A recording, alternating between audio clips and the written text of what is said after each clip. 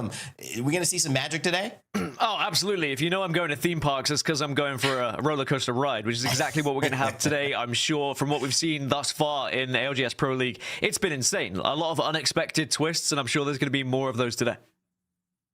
Well, I love the way we're starting off. There's been about 2-3 puns already to kick off the show. I think we are in a good one. There's more coming. Yes, thank you, Dan. You know, let's get into what we want to talk about here, because for me, if you have missed this was a moment this week that you have to get caught up on in ALGS news. So Nasky found a way with Infinite to 6-man a Trident in scrims. Yes, you cannot work with another team that you're supposed to be killing to take a Trident together. And they ran into the wrong person. Hockeys, who was, a rule follower. You know Hockeys. He said, no. They got banned from scrims. And so now, heading into this weekend, not only did they miss some scrim time, but they're coming off, I think, a pretty ridiculous move. Listen, I love Nasky. He's crazy. He's always in that. But Infinite, you can't get pulled into that. You're sitting 15th. You can't be trolling the scrims. You need scrims right now, Vicky. Come on, man. Like, you cannot be pulling something like this off when you are in the bottom end of the overall standings. I'm sending these clips over to hideouts. I'm not going to have any of this. But you know what? If anything, it also displays not only the beautiful graphic artist that is Nasky, I guess, but also the fact that a lot of these pros are having fun right now. Yeah, I guess, Dan, too, it also kind of belies the importance of the Trident in these maps, right?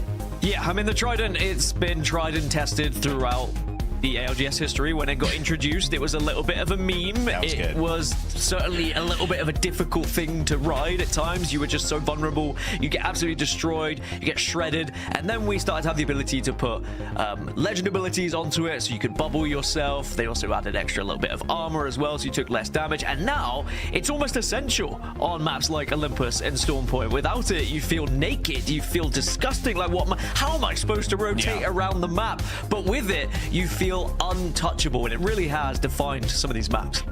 Yeah, I mean, and they're giving Gibraltar, movement speed in his passive now. He's faster than Octane without a jump pad, for crying out loud. Now he's got a Trident too. It's just unfair. Pretty soon, the next April Fools, I think, for Apex is going to be Tridents with abilities. They pretty much already have them anyways.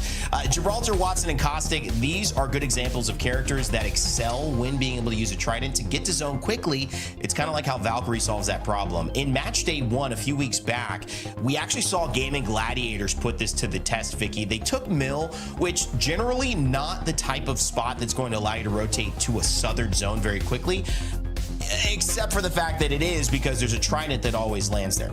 Yeah, that's what comes in clutch when you're not running the usual composition when it includes the Valkyrie, right? You gotta get to that zone even faster. You gotta get ahead of a lot of these other teams that are quick on their rotate to also have a Trident within their own respective POIs. And then you're just gonna be having bubble fights. Literally, you're gonna see zooming Tridents with bubbles back to back. We get to see this exact rotate. By the way, shout out to our amazing production, because this is where we saw Gaming Gladiators not only utilize the fact that they landed Mill, they have the Trident, they prioed getting the Evil Harvester. You could see the bubbles go down, and they were able to safely rotate and cut off the team that wanted to also get their own Evil Harvester, overlook a lot of the action. And you are going to see a lot more teams that are going to be more reserved instead of not using that Valkyrie, prioing having the Altar instead for their own set of utility into these end zones.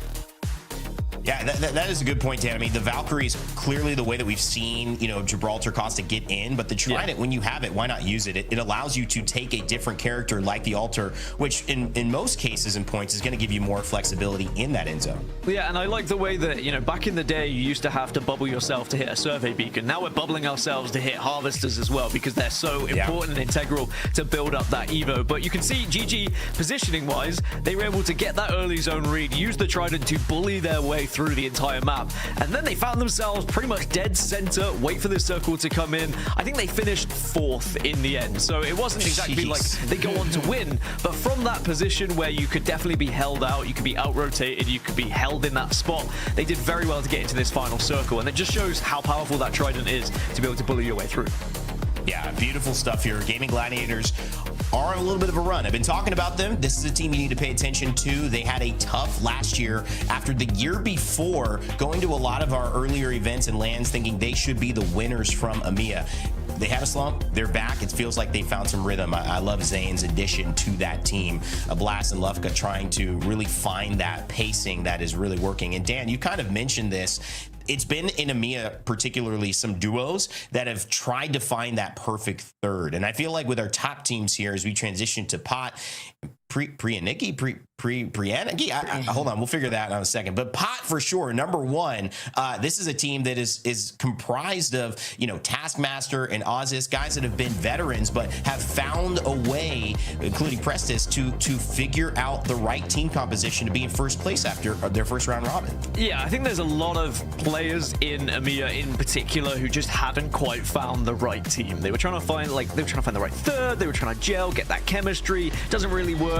Everyone was trying to catch up with Alliance at times as well, and I think we're finally getting there now. A lot of people seem to have found that perfect fit, and I think pot is one of those best examples. They don't play with as much fear anymore. They're very active at getting involved into fights. They're confident to take those fights and those engagements as well. So when you see that aggression come out, other teams they don't really know how to deal with it. They back off a little bit and they give up space. So either they win the fight or they gain the space, and it just really works out, and that's why we've seen pot be so successful. Of course, when these two groups went up against each other in day one, pot were able to dominate it with 70 points. So we'll have to see if they do the same today. Yeah, it's Vicky, 25, first place, and then 18. I believe that's a third place in B versus C. But this day overall from pot was just dominant on a whole nother level. Yeah, I mean, maybe a pot of greed, right? Because the back-to-back on having the first place on the Storm Point, first place on the E District also highlights the flexibility that this team has. But it is nice to note that we won't be seeing E District in rotation for today, so the map rotation does matter. We will be seeing Storm Point, so if you have that strength on Storm Point on the later half of our match days, that's where you want to be able to shine, as well as seeing how we're going to start things off on Olympus. But it is that consistency, as you can see, between E District and Storm Point that pot could find themselves getting that way. You know, we're a bit past March, but pot of greed, maybe a little pot of gold at the end of the rainbow. We'll see what holds here at the end. Pot on top, too. Shout out to our production for finding a way. Hit that palindrome. Well, let's talk about another team that we've been focusing on.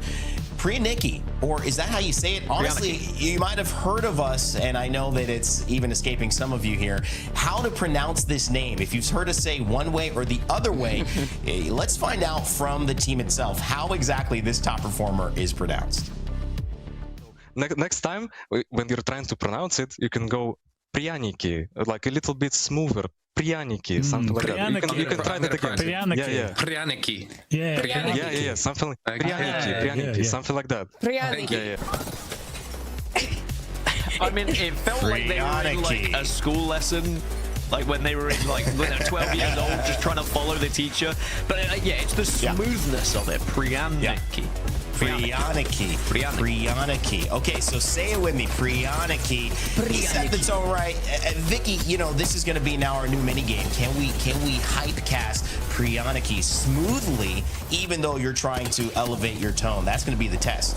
Hey, listen, if they're just as sweet and spicy as the cookies that they like to, reference, then I think we're in for a show, PRYANIK. And I want to see some more action here from this team, because we mentioned already what the rotation is looking like. This is a team that had no issue with these two iterations of these maps. It's an important highlight. They started off strong. They got that third place finish with that 5 KP. And when it talks about a lot of these different compositions that we have into place, I think this is going to be a team that usually likes to find themselves in a very exciting end zone. Oh. Yeah, I love it. It's kind of meditative, PRYANIK. I'm just going to keep with that today. Let's see if we can really stay into that zone. Chat, from now on, if you hear us say it differently, feel free to count the amount of times that we do not get it right, because now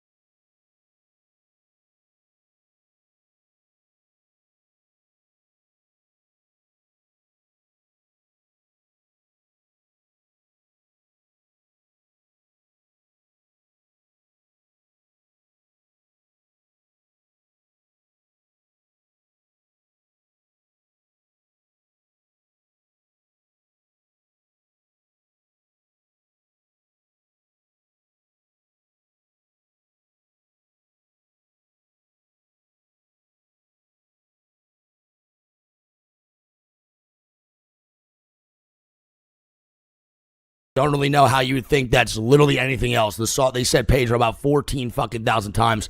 That song is indeed Pedro, man. I appreciate y'all for fucking being here, bro. 12 games today of A versus B for the Americas and EMEA. EMEA first, Americas 3 p.m. PST. So if you can't watch all these games, you can always come back at 3 p.m. for even more ALGS action. Now, again, Olympus into Storm Point for both sets today. Olympus will be played. Does anyone know what Alonzi's stream name is? Anybody? Because Alonzi's stream name on this on this is not correct. It's not X Alonzi.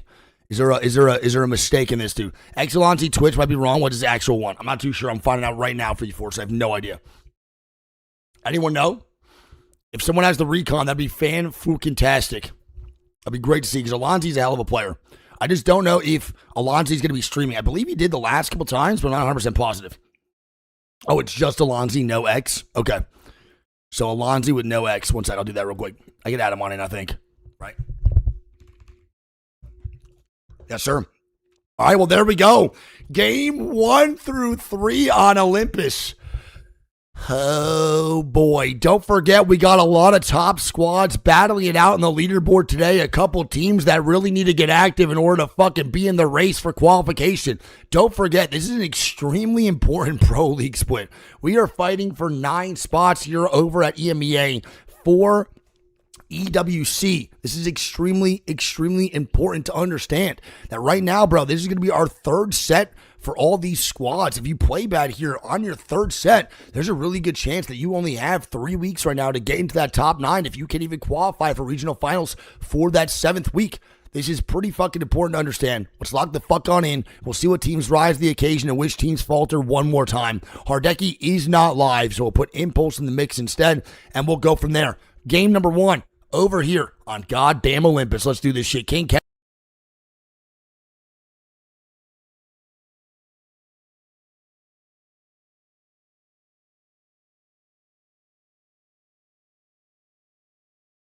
And I want to see how that's going to work out for them now as we get started, everybody. Game number 1, the dropships are out of here. We're getting into the action. EMEA has come, and this is where our groups face off once again against each other, just in a different setting here. Olympus, let's get this going with our teams already finding themselves in a different spot here, just going to be able to get this going, but I want to really see how the contention for these Tridents are going to play out and trying to prioritize these Evil Harvesters to get these perks already on the go. Mamma mia, here I go again, and we're get to see Black Venom together with the rest of the squad play things out, and I believe Dia actually was able to talk to Black Venom to get his thoughts and how they want to try to prioritize getting the Trident ahead of time. I think Gaming Gladiators play a really good game zone-wise. Like I think they're really clever, so they're not like our main threats. They usually play quite zone, like Watson and this kind of stuff, as we do. It can also help us because having a team close to us that plays zone and know how to play zone. If we don't have console, we might mirror them because we know they're doing great stuff, you know. I like how we get to hear those thoughts too when you're neighboring a team like Gaming Gladiators, Dan, and you could already hear the portal being utilized here on the other side. Matafe and Livka over on the other side together with the rest of Gaming Gladiators. Talk about highlighting what to expect.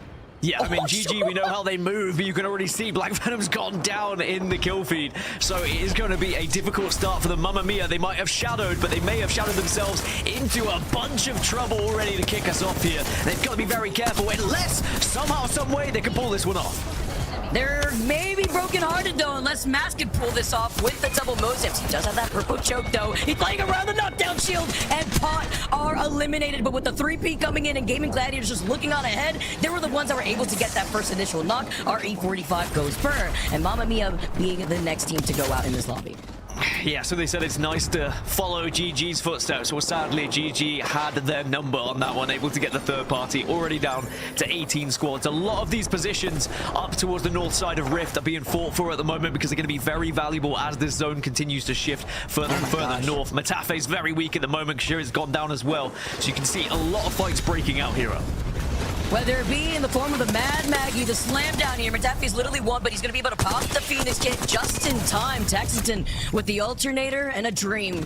Looking vanilla there with no attachments here, but having to play the association I mean, I don't know about you, Dan, but I hate getting 4P, 5P here. And with the zone pooling on this side, everybody has congregated one on top of the other right here over by the rift. Yeah, everyone trying to gather on top of one another, and it's not going to be a fun place to be if you don't find somewhere to call home and have a building to protect yourself, really. Just to go over legend selection as well, going into match 1, we've got 17 cryptos, 15 altars, 12 caustics, and then everywhere else is kind of that third position that you want to try and find in, depending on what you're comfortable with and what your team requires. So expect crypto to be banned going into match 2. But here is the lay of the land, and this is what we were talking about with everyone being piled on top of one another at the moment. We do have a few late rotators. Bandits and PRYANIK are going to be down on that southern side, may run into each other if they're not careful, but they're certainly going to be probably trying to approach from that eastern side. It can get very difficult. If you go up through Fight Night way, you can get absolutely shut out by teams holding that choke. Yeah, they're literally zooming around, by the way. This is the importance of having that trident when you see the zone is pulling so far away, but we can even see like the crypto drones flying around, so they will have at least some information before they approach from that southeastern side. Bandits will inevitably meet ECLIPSE, though, over by Gardens, and that's going to be a fight to look out for if they want to commit into that rotation. There's 2 Evil Harvesters on that south side of the rotate, too, and I'm more so looking at that northeastern side. If you do want to rotate past the trident, where you could see Elysium and over on that left side, it's a little bit less contested, but we know that it's very out in the open, little to no cover to work off of if you do get gate kept here. Yeah, being gate kept is very frustrating, but as you said, as long as you've got those tools, and with the amount of altars that we have in the lobby as well, there's definitely ways to get around said gatekeeping, whether it be via a portal or whether it be going through maybe just one of the walls to try and avoid everything. But yeah, you can see the Tridents doing Trident things, just bunny hopping across right now, just having a little merry dance as they make their way through due to the Bandits. They particularly drafted for that southeastern side so they could have this Trident to work with, but now the real question is, are they going to be able to actually do something special with it? It looks like they're trying to engage here, Vicky. Taylor want to try to take this fight. Already taking care of these crypto drones. Something that kind of needs as well. He's got the EMP maybe. We're going to have to see how they want to try to approach over on the south side. It is an isolated fight at that, with ECLIPSE being up ahead, but they want to prio taking this Trident here, north side of Gravity Engines, because they do not want to get gate capped. Something that Bandits are utilizing is going to be that altar. We're seeing a lot of the different iterations of these rotational legends, and it's about taking full advantage of this too if you find yourself in a rough place, but it's also predicting how many gibbies you may see, right? Because you don't see any in this lobby just yet, despite having some of these Mad Maggies here. I mean, I do know Orgless and Hungry do have at least the baby comp, as we have mentioned already before on the stream, but the real estate is looking tight here, and not so many places to play off of if you are going in for a late rotate. Don't get me started on the term baby comp. We'll address that later. I'm looking at you on set, Bravo. I'm coming for you both, but right now, I'll let it leave. I'll let it sit. I know these pro players have been calling it baby comp as well, but yeah, we see one of them. We've got 2 gibbies in the lobby. I'm sure we will see that increase a little bit later, as there will be a plenty after the Gibraltar changes. That is for sure. But the problem is, at the moment, with the amount of altars that we have in the lobby, everyone's kind of escaping these fights. As I say that, my strafe has just gone down as well in the kill feed. So we've got 3 teams that have been eliminated thus far. Citadel Gaming got taken out most recently before Pot and Mamma Mia at the initial stage. But with the zone closing in at 150, now these teams who are rotating late, like 3 men, PRYANIK and Bandits, they have to start moving. SJP2 are actually going to be the last one to rotate. The interesting thing is Gravity Engine, because that is starting to build up a pocket of teams at the moment who probably don't have that extra zone info and are going to wait for that to come on their screen so they could try and make their move based on where that is going to be going. But I think it's pretty evident that we are heading up north. Yeah, of course, and that's why where UAV currently is situated. I like that spot. I mean, you do have that survey beacon to play off of as well, seeing where everybody is congregated. We've seen this zone pull slightly over to that north side, but I'm looking at the teams that are going to have to rotate from the west side where Zipline Mafia is set up, considering that there's 15 altars, by the way, in this lobby right behind Crypto, where, as you already mentioned, Gaskin, we won't be seeing Crypto into game number 2. You won't be having the fireworks of the EMPs, but at least for this game, it can be detrimental because, you know, you kind of have that reset opportunity, the insurance policy, as I like to say when it comes to these altar fights that we get to see. Yeah, I think the interesting thing is going to be where these zones shift even further than this, because a lot of people are kind of committing more central. There is one team in that far northeastern side, and that's going to be UAV. If it does pull that little bit further up, they're going to be in one of the best spots. But this is why you want a Trident, because now Bandits are going to be able to bully their way into zone and maybe try and take one of these buildings center rift. But they are going to be looking and saying, well, why is no one here? And they're going to be told, well, it's because everyone else is over towards that western side. As you can see, Babylon has just gone down, so we're going to see two fights engaging down here on the southern side. Nick, say hello to my little friend, though. The Sheila out. Kazak has the portal. Is gonna have to reload with the purple light mag here. It's gonna prioritize getting the shield back off, though. They're rotating back and forth with 9 being on the drone, getting them that set of information, the altered passive too, just to get some extra goop. 16 squads left in the lobby, while 9 Impulse is also taking his time, and it's about the team here that's over on the high ground. Horde don't really have to move around you too much. They're also looking right behind them to make sure another team doesn't push in, but with Yaku and Zidane down, Zane clutching up here, living Kazaroon literally won. He clutches, he gets the fight, he gets the reset now, looking behind him to make sure that they get the KP on the board, because currently Zane is your kill leader with 5 KP in his pocket. I love the addition of Zane to this team. I think that, again, it goes back to my point about everyone trying to build a roster to try and be at the top of this region and trying to find that perfect third. Zane might just be it for Gaming Gladiators, and that's no disrespect to previous teammates, but Blast and Lufka, we know how incredible they can be. Blast, an amazing IGL, but you need a little bit of firepower behind you as well, and Zane is exactly that. I mean, he is a clip hitter. We've seen him, whether it's his ranked games or whether it's in the ALGS, just has that ability to destroy an entire team, really. And having that clutch factor is always going to put you in such a fantastic position and give you more confidence going into some of these fights. Speaking of some of these fights, it's already 111 from Zane, and that might just give them the freedom to push up. But they say, no, we don't need to. This might just be a little bit too soon to commit to this fight. I like this decision too, because, you know, again, I mentioned it before, it's so tough to try to take some of these fights in this POI. There's so many different open angles that other teams could grief you. I saw Sentinel up in the feed get a knock, and look at where this zone is pulling when it comes to Olympus, Dan. Again, if you don't have any sort of protection, if you don't have a Newcastle, if you don't have a Gibby, good luck. And PRYANIK now also getting some luck in their pockets. They take Phoenix. K-Swinny is off the table. 15 squads now left. The calm before the storm. And with the R9 in Jans' hands, he's got that gold laser sight here. Looking to the other side, they also already have that ultra portal up. But you can see the pings. Awakened. Missy was literally one shot. Actually came out on finding Kazak. And that's going to be a big pickup here as he's trying to reset. But the drones have called him out.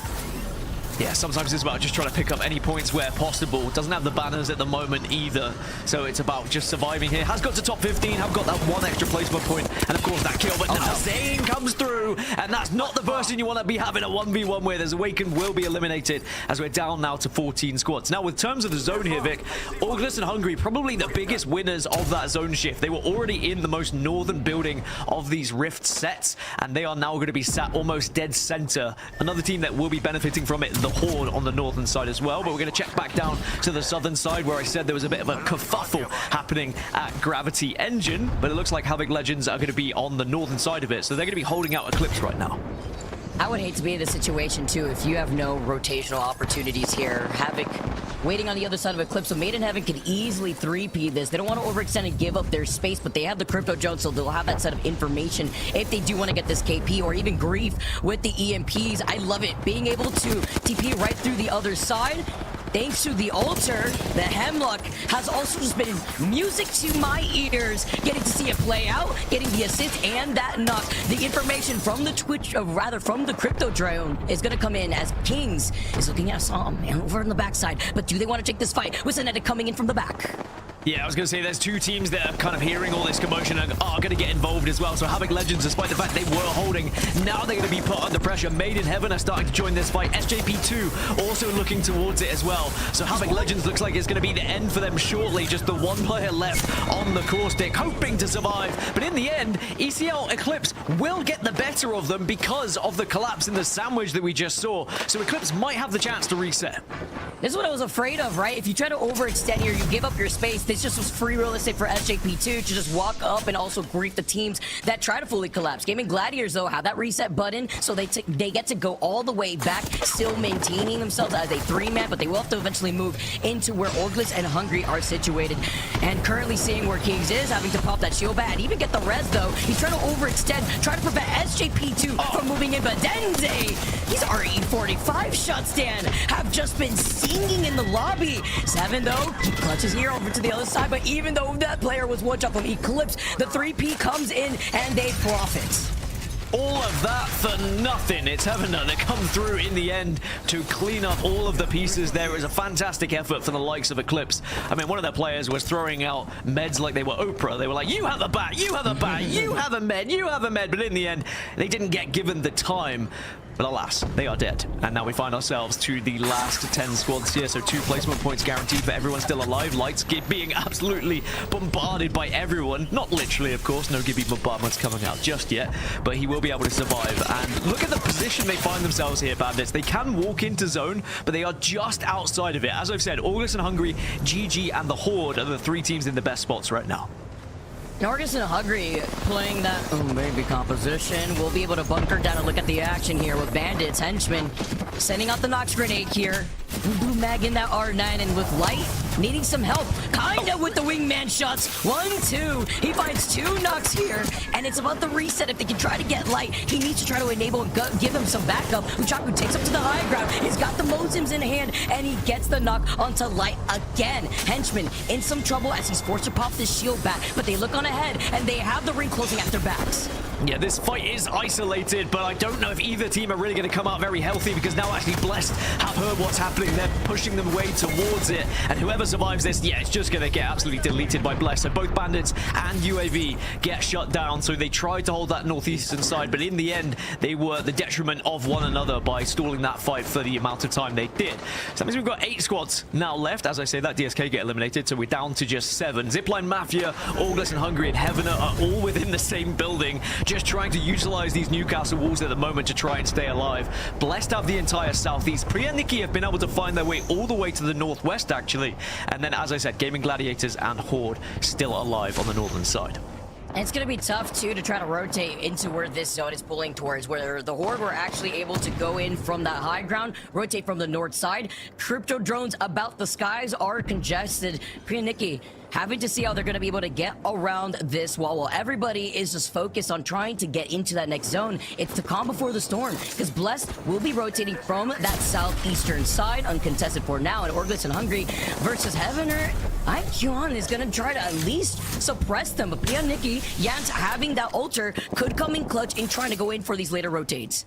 Get your drones out for the lads. 6 out of 7 comps have crypto left in them. There's only the one, Orgless and Hungry, who are running the baby comp, and they are going to have that Gibraltar available in this final circle, which actually could be brilliant for them. But they are just outside of zone. They could either go up into the sky with Valkyrie and maybe try and just slam themselves in, use that Newcastle wall to create a little bit of space, or they could try and bully their way in with Newcastle as well. As I say that, in the kill feed, GG are getting Nox as well, so you've got to be careful. Clxver gets the job done as well. Orgless and Hungry, as I was speaking about them, they get eliminated. Suki, more like Tsunami with the way he's been slamming down these Clxver shots, and he's got the infinite ammo too to add. They hear the fighting going down. They've lost out on Blast before. They're playing off the other side of the wall, and with the drones flying about, Jans is just trying to dance around this portal now, playing behind the knockdown shield. A lot of the action collapsing over on that southeastern side. It's going to be Blessed versus Heavener. They're playing split up here. Zipline Mafia on the back end, though, least contested when Gaming Gladiators are on their last legs. He cannot clutch it out. PRYANIK do get eliminated, and Gaming Gladiators very close to following suit, but it is up to Zane, and we've seen Zane clutch before as the res comes in for Heavener. Yeah, Heavener are still alive, but all the meanwhile, the Horde are dominating the northern side at the moment, and they're going to be happy to go up against any sort of alliance between GG and Heavener, who are both trying to reset, but Horde are not pushing, because look at the high ground that they have here, Vicky. They can just wait and see who is going to pop their heads up first. They're in a fantastic spot to win this one, but if Heavener want to try and win this game, they have to utilize what they have in terms of their legend selection here. Can you maybe get a little bit of a portal on the go to try and get behind enemy lines? That's going to be the real question. Comes in clutch when Noah was looking over at Horde. Horde having a lot easier of a time with this rotate. 9 impulse right behind the rampart walls with the triple take and the prowler. Looking like he's on the sticks, lacking some sort of ammo here, and we see the player playing right behind the pillbox here too. And it's the passive of the Alter that also comes in clutch, allowing for some more of these swaps. The G7 finding some more of these knocks in the hands of Gaming Gladiators, now stolen from them after they found themselves in that trouble. Now 9 just looking ahead, the EMP here too. And we get to have our final 3 squads go down in this action here, Dan. Heaven will lose one, but remember, Zane is still going to play a very big part in this final circle as well. And we've been speaking about how incredible he can be in those 1vx situations. Well, now is the time to earn your paycheck here. But the Horde still are going to be raining terror from above here as they will spot Heaven and Zane. Gaming Gladiators down to that solo, by the way, just trying to play for placement at this point because they see the Horde, and as they make the call, it was inevitable as the Horde are your Game 1 winners. I mean, a really good game-playing position from the Horde right from the get-go when they were able to push themselves to that northern side. And I do like their patience. A lot of teams might have jumped down when they saw in the kill feed there was a couple of knocks from the other teams, but that would have been how they would have potentially thrown that one away, right? If they had jumped down, given up position, maybe someone gets one clipped, then you find yourself in a very tough spot. But instead, they keep it rolling, and I love this team. I mean, this is a squad that we have to keep our eyes on for the rest of this season because they're full of absolute legends and players who can just absolutely destroy someone when they get pushed. I mean, it's the fact that they put down almost like 4K damage as a team, right? And been playing very safely. Those rampart walls coming out even more in clutch. You get to play off of the pressure of the Sheila. 8 KP going in favor for the Horde, but also very patient play. When we've seen zones like that, Dan, it can be very easy to try to collapse on one another, but being able to get the 8 KP on top of Gaming Gladiators, who still survived as a solo, by the way, it may have been Zane, gets those placement points, which is just as necessary when Gaming Gladiators had 9 KP to their name. Looking at where everybody is currently placed, I have focused more so on Horde and how they were able to get to that position without getting third party from the back. They made sure that their backs were cleared. Remember that time when Hardeki like retired? But I'm so glad he came back. It would have been quite the situation if I didn't have my Hardeki here in Pro League, right? Yeah, I mean, Hardeki is a player, too, that has so much more upside. We do some stats that help to kind of correlate a player's overall elo based on damage dealt, kills, how long they survive, things like that. In that kind of run, Hardeki's currently sitting at about 68, which is not where you would expect. An individual player should probably be in the top 20 pretty easily. And so that just shows you Horde have had kind of a slower start to this season, but they have so much room to grow, especially a block like this where they don't have the alliances and the Auroras, who are in many ways gobbling up so many of those points that are going to the rest of the teams. This should be a moment, especially if it started this way, for the Horde to be successful. However, I do want to take some time and say that it's great to hear that first cast, see a Rift ending, and I want to hear, you know, some thoughts in general from the Apex community about how this Pro League's been started and how it's been going. Speaking of, we've got levels to this conversation. We the people said day 2 of getting unwashed in Apex after not playing for 4 months. Was reminded yesterday Apex is the best FPS of all time. 4.7. I think I posted a video on 4.6, so he probably watched that and then just got inspired, something like that. Yeah, it was you. It was probably had to be, right? Hey, there's the man himself. We the people. Hey, man, it's good to see you, peeps. How are you, buddy? I'm good. I miss y'all, man. I miss Apex. You know? How you guys been? Been good, man. It was a tough 4 months without you. What happened and what brought you back? I was playing some Battlefield and then came back. Good game. You know, I was seeing everybody having fun, and dude, I'm washed. You know, it's bad. It's bad. Yeah. Long time no see, my friend. So happy to see your beautiful face again, man. We got to kick it back in Texas. All right. So we got to see a lot of the action. How has it been now, though? You know, you say that you're washed, but come on, man. It's Apex Legends at the end of the day. There's nothing like Apex where it just gets your blood pumping, your hands are shaking in these end zones, and we get to see a different iteration of a Gibby. What are your thoughts so far on Gibby's integration in the comps? I mean, Gibby's awesome. You know, it allows you to play areas that you can't normally play with the bubble. I liked what the devs did with Gibby with some added perks to it. And this is coming from a Gibby main, you know, ALGS LCQ winner right here on Gibby. But it's been really cool, man. I think the devs are really making a lot of cool changes to the game. I think a lot of it is a little bit tough for the actual players to get a hang of. But once they do, I mean, you know, you see what they do with Alter, you see what they do with Gibby, with Rampart, Valk now. It's been awesome. It's been awesome. I mean, peeps, Apex is the itch that you can never scratch, is the way I like to put it, right? You always come back, even if you disappear for a couple of weeks. It's just, there's no game like it for me. But it is good to have you back. I'm sure that you're not as washed as you are. I've seen what you can do back in the day with a Devotion, and if Devotion comes back into the meta, I'm sure you'll be back at it as well. But peeps, you got to watch that game, and we were talking about Tridents coming into this one with Olympus and Stormpoint being our maps today. What do you think of the evolution of the Trident? Because you were around when the Trident was first introduced, and everyone thought it was a bit of a joke, but now it's serious business. No, I think what the Trident allows teams to do with repositioning and, you know, just a little bit of added cover definitely adds another level to the game. You see a lot of these teams prioritizing Tridents even before the update to the Trident. It just allows you to get across the map, collect Evo, you know, maybe third party a fight. It really opens up the game for a lot of teams. Well, dude, you know, we love that you're back. There's so many things we could talk about. And, you know, one of the things I want to do is, since you are playing again, where can people find you? Where are you spending your time? Let us know how we can connect with peeps now that he's running some Apex games again. Yeah, absolutely. Live on Twitch, We the People 1. I am taking some time off right now. I'm in between I'm moving out of my house, moving into an apartment. Okay. But I'll be there, and I'll be back, man. And, you know, give me a crutch weapon like the Devo, and we'll be good. The Hemlock was pretty good. The Hemlock was pretty close for a little bit. I know. I missed it. They nerfed that bad boy. I missed it at the height of it, but yeah, you did. You missed it. Well, good luck. Good luck. And it's always great to talk to you, my friend. We'll hopefully catch up with you soon. And thanks for spending your time with us today. Good luck on the move. Love you guys. Bye. Love you too, buddy.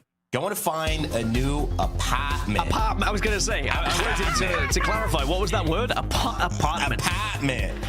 You know, this is my Boston boy. You know, he keeps it real.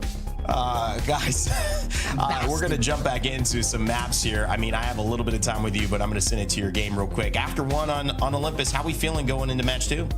I'm feeling pretty good, Rain. I mean, just the fact that you won't have the cryptos flying about, getting even more information, getting the EMP griefs, as well as the green light to go in for a 3P. I feel like, you know, Olympus has been like the hot commodity of a topic for the community, and looking at how these pros have approached it, Rain. Yeah, I mean, Dan, did you feel like maybe the Gibraltar actually hurt Orgless in Hungary, being the only one inside with the cryptos, being able to take down that shield? You brought out that it might have been a bonus, but it didn't really work for them. Curious your thoughts on that as we head into game 2. I think they got punished by zone a little bit. I think if the zone hadn't moved as far north, they were probably hunkered down and they were probably fine. But that's just how Apex goes sometimes. If the zone pulls away, you get targeted. But the important thing is consistency, right? They have put points on the board. They will be able to play that comp yet again, whereas 17 other teams are going to have to change their comp. And this is something, Vicky, I've been talking about since we had legend bans being introduced into the ALGS, is playing something that you can continue to play map after map can benefit you, because you find that consistency. Otherwise, you're kind of at 6s and 7s at times trying to scramble through your certain legend selections and your play styles, and it can be a difficult situation. But thank you so much, Rain Day. I'm sure we'll have you back in soon. Well, of course we will. I don't know why I said I'm sure we will. We definitely will have you back in shortly, but yeah, we just toss him away. He's gone for the rest of the day now. But here it comes, match 2, Vicky. I can't wait. He's just like Crypto. They're zooming away from us banned here. Oh no, banned from the second game, and we get to see who our second legend will be banned. Because I like how you bring that up as a topic, Dan. It's really important to note that I think it highlights the players who have that flexibility, who get to showcase the skill diff across other teams that may need to utilize that crutch. Legend bans forcing maybe more unorthodox compositions, as a lot of these teams need to make these adjustments. But a team that doesn't really have to make too many adjustments is going to be the Horde. Kazak being on that Mad Maggie. Together we were talking about, you know, the rotation opportunities that not only the Ultra and Valkyrie provide, but kind of having the benefit of that wrecking ball when it comes to dealing with these Gibby domes. It's a strike, as you can see, because I do not want to take Rain Day to the bowling alley, but I know that Mad Maggie may put him up in numbers.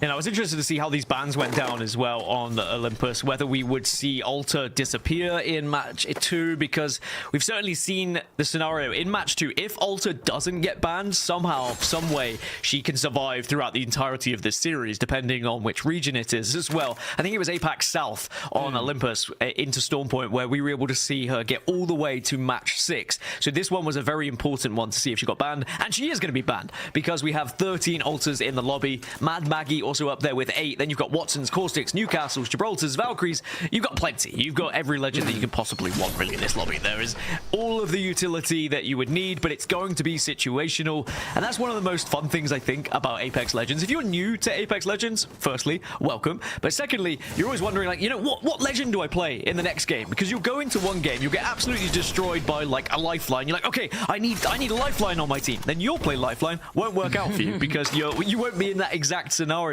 So it is about building that perfect comp and then hoping that your rotation can benefit from the comp you've built. And you know what goes hand in hand with finding these rotations too is confidence. And Alonso actually got to talk a lot about the importance of confidence when you're trying to approach your own respective games within Apex Legends.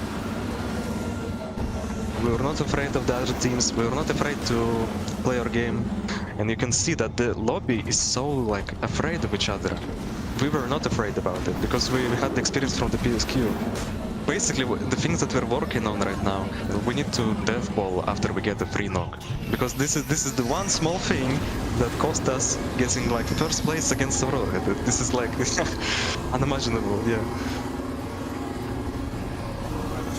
I like to hear that too, because Dan, as you already mentioned, like how important it is here in Apex Legends. Just like, oh, okay, Zayn is just farming, by the way. Like together, Synetic is going to be able to follow up too in the feed after they get 2 knocks as well. But everybody is already duking it out. And you also talking about like the legend bans. It's kind of following suit with what we saw on match day 2 with groups A versus C when we did get to see Olympus, right? The crypto was off the table, then the Alter followed through, and Suki, run as fast as you can. I could hear the trident to his back. He's getting shot from the front here. He's just trying to navigate over to the right side to see if he could get the res onto his teammates, because Heavener, they were able to get a good position into that last zone. But Suki, he can't even look behind him. He can't even turn the corner because Adana has his number. And that's some free KP as well as Heavener. And Kuan is going to be the first squad out of this lobby. First one down very quickly, just as the previous game. It wasn't long before we saw our first engagement happening. And you can see Infinite just making sure there isn't going to be a third party happening as well as they continue on their rotation. There was definitely the hesitation and the worry that maybe another team was going to be there, which it always is in Apex. When you get into an engagement, you always assume there is going to be another fight, especially in ranked. But in pro play, a lot of people won't necessarily kind of navigate away from their rotation. They'll be more than happy to move on and let you be about your business. I want to get griefed out here. But you know who does love the griefing is going to be the cost. It's the Stinky Man. We meet again, my arch nemesis, but it's in a different form. 7 being on the Valkyrie. Look at this trident positioning though, just trying to zoom away, play off the cover that they can work off of, but this little 2-no cover, other than this little sliver of a wall. Other teams hearing what is going down here before trying to collapse. Wuchaku on the other side, XS on the other side too, just trying to back him up. 7 literally one shot by a pixel of health and raining down the destruction. The Barbaric coming down, and the Caustic Gas being the nail in the coffin. SJP2 in some trouble here, but I'm expecting that 3P to come in, Dan.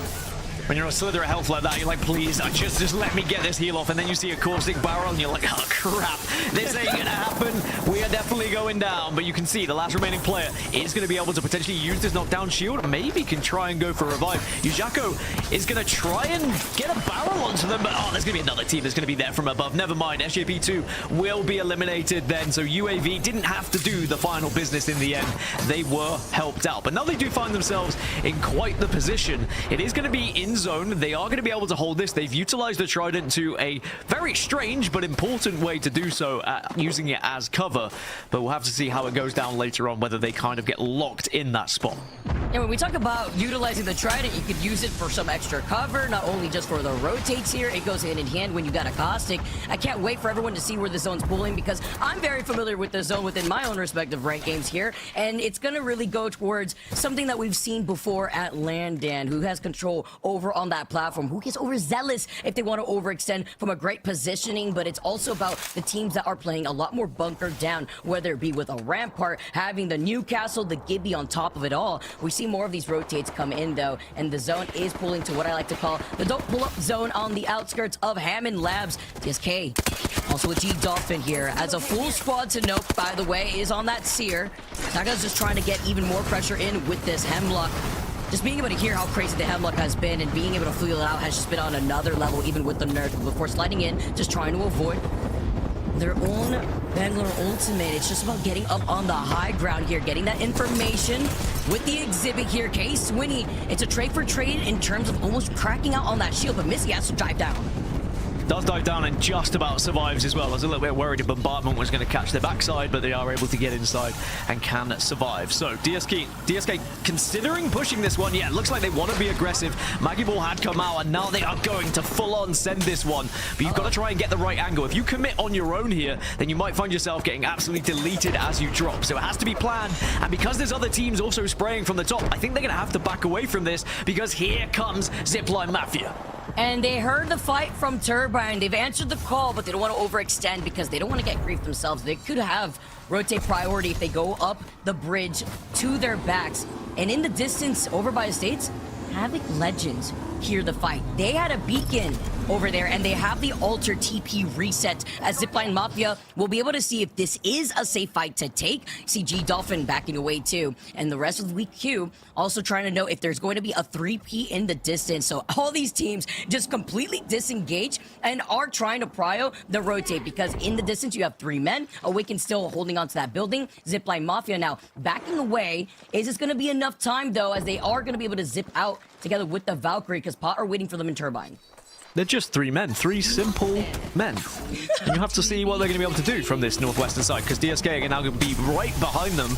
And the question is, do you actually want to try and engage on this one, or do you continue to try and get ahead of them? Because Awakened are not far away. Another first north is going to happen, and there is a very high potential of a third party here. So 3 men have to be careful and use as much of this ability as possible to try and get behind some of these buildings, because Awakened are on their way.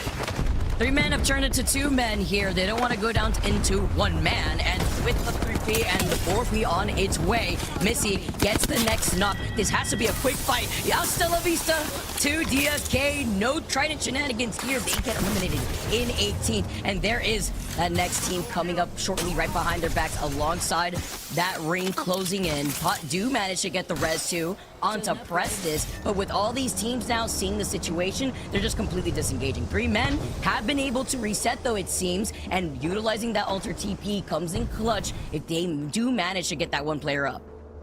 Yeah, they were able to get away. Awakened, they're just going to be eating the zone for quite a while before they were able to move in as well. Also with the kill feed, you can see PRYANIK have just had a knock against them, but perhaps they're going to be okay. It looks like it's from distance from that triple take. Elsewhere, UAV, remember their position. They're going to have to move because the zone has shifted further west of Hammond Labs. Blessed are going to be inside there at the moment as we check in with Bandits, who are going to be on this southeastern side. ECLIPSE are starting to push them, so it is going to be opening up that nexus and retreating once more. But are you going to be able to get light back in time? And the real question, are they going to be followed? As you can see, ECLIPSE now considering it, but it looks like no, they're going to be more than happy to hold this spot. Now here too, with the team coming in right behind their backs, they're going to force them just to open up the nexus. TP away. And Kings does not have the same authority. Can they get the reset as they try to pull him back in? They already know from the other side that they have the alter TP. Side by side, though, while they're trying to get the reset from ECLIPSE, there's going to be a 3P from Infinity, and they're going to be able to see where Citadel Gaming are currently situated on that same platform that I was talking about, Dan. But look at the action all around the map. It's going to be a bloodbath for the teams coming out of Hammond Labs. Horde are bunkered down. It will be inevitable for them to move in, but they don't have that next set of information that we see Citadel Gaming have. Yeah, Citadel Gaming are in prime position to win this one. Orgless and Hungry just got eliminated. ECLIPSE have just lost 2 as well. Might be eliminated very quickly here. Bandits on the other side of a fight and an engagement at the moment as well. Also noticing Citadel are running Rampart, and surprisingly, Rampart has one of the best win rates in Apex Legends Global Series at the moment. And we are going to see just how powerful the Rampart can be when you get yourself in that kind of a spot. But a lot of these engagements have disengaged now. People backing off, not wanting to overcommit because there were other teams in the area, and everyone just flooding and escaping because they want to get into that next zone. You don't want to be caught here by Terminal, too. UAV, looking behind him. There is that one member of ECLIPSE that is just trying to inch forward. Bandits on their way. Infinite right alongside them. Made in Heaven playing a split positioning too on the other side of an altered TP. There's at least 4 or 5 teams that are going to collapse on one another. But with the zone being right there, they're inching forward. And this is the solo that I was mentioning, by the way. UAV, they don't know, despite the irony of their name. And he's just going to be hiding in that corner. Henchman, missing out on that shot here. Looks like Hemlock in hand. R9. Ready to go as he sends out that missile. Bless do get eliminated, though, in the feed. 15 squads left now. And this is going to be a crazy end zone with round 3 closing in. Light taking a lot of that damage, trying to take the TP out. He's one shot, though, having to back away. R9, the zone closing in. They have to start moving, but they're getting looked at by 2 different teams on each side. Yeah, kind of with the responsibility now of just trying to survive and play for placement realistically, but I don't think they're going to be able to get the whole team back on their feet. He might not even be able to escape here because it looks like Citadel and the rest of the crew are going to hunt down. It's just about avoiding, surviving, hoping that no one smells you at this point. I'm hoping there's not even like a seer or something around because otherwise you're going to be in big, big trouble. Elsewhere, speaking of big trouble, GG versus PRYANIK are going to be having a fight toe-to-toe at the moment, and GG will be eliminated. So PRYANIK will be able to survive here and should be able to reset. No, maybe not. You're going to see the third party being right on their backside. Mafia also coming in together with 3 men, still playing this as 2 men. Alonzi now forced to back away, playing in the zone. But this is round 4, Dan. This is tough. You popped a syringe. You have no medkit. You only have 1 syringe left, forcing out the portal nexus. He's accepted his fate. There's nothing he could do at this point. Yeah, you hope that maybe they've left you at that point, but spoiler, they haven't, because you're not going to. It was the only thing you could have done. PRYANIK will be eliminated, and now we move on to what is going to be a very difficult position for a lot of these squads to try and get into zone, especially with where Citadel are holding. As I say that, Citadel are currently being sieged. There are people trying to take this platform away from them, but they are holding successfully at the moment, and they get that first knock. The house is on fire, but it's them putting in the pressure. Remix holding the high ground. I like this positioning, especially when it comes to playing around this composition. We keep highlighting this for all the right reasons. Zuni gets the KP. He gets a shield swap, but is it going to be enough? Oh, he gets sent down. The Barbaric coming in from the sky. Zuni needs to get reset. But Chaco, as he moves in together, sees that they TP'd out here together as they're going to be able to scoop up all the extra loot. But talk about timing and getting that player back.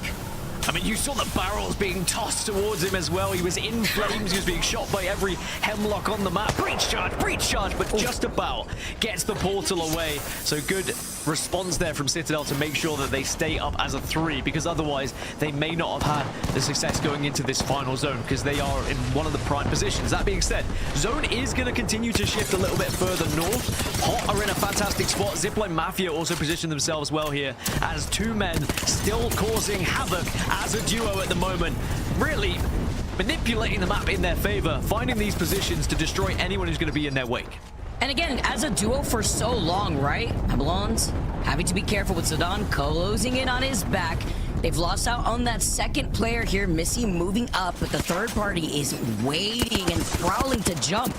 It's Infinite now with the Hemlock in hand. ECLIPSE do get taken out. 9 squads left before backing away, though. The Watson, unfortunately, from Miku does go down. Citadel still are able to put in that pressure from the right side of that platform without giving up too much space. Yeah, where did Infinite go from here? Because they've got 3 teams in front of them. It certainly isn't going to be comfortable at all. Similarly, there is a lot of commotion happening on the eastern side at the moment. Pot are having a little bit of a scrap against UAV. Citadel watching over it. There's a lot of teams that are just trying to keep out these late rotators. Havoc Legends moving in. Awakened also are going to follow. Now you can see they're going to try to go on the southern side, but they have this wall to play with. That's the important thing. This wall is going to be a big shield for a lot of these teams.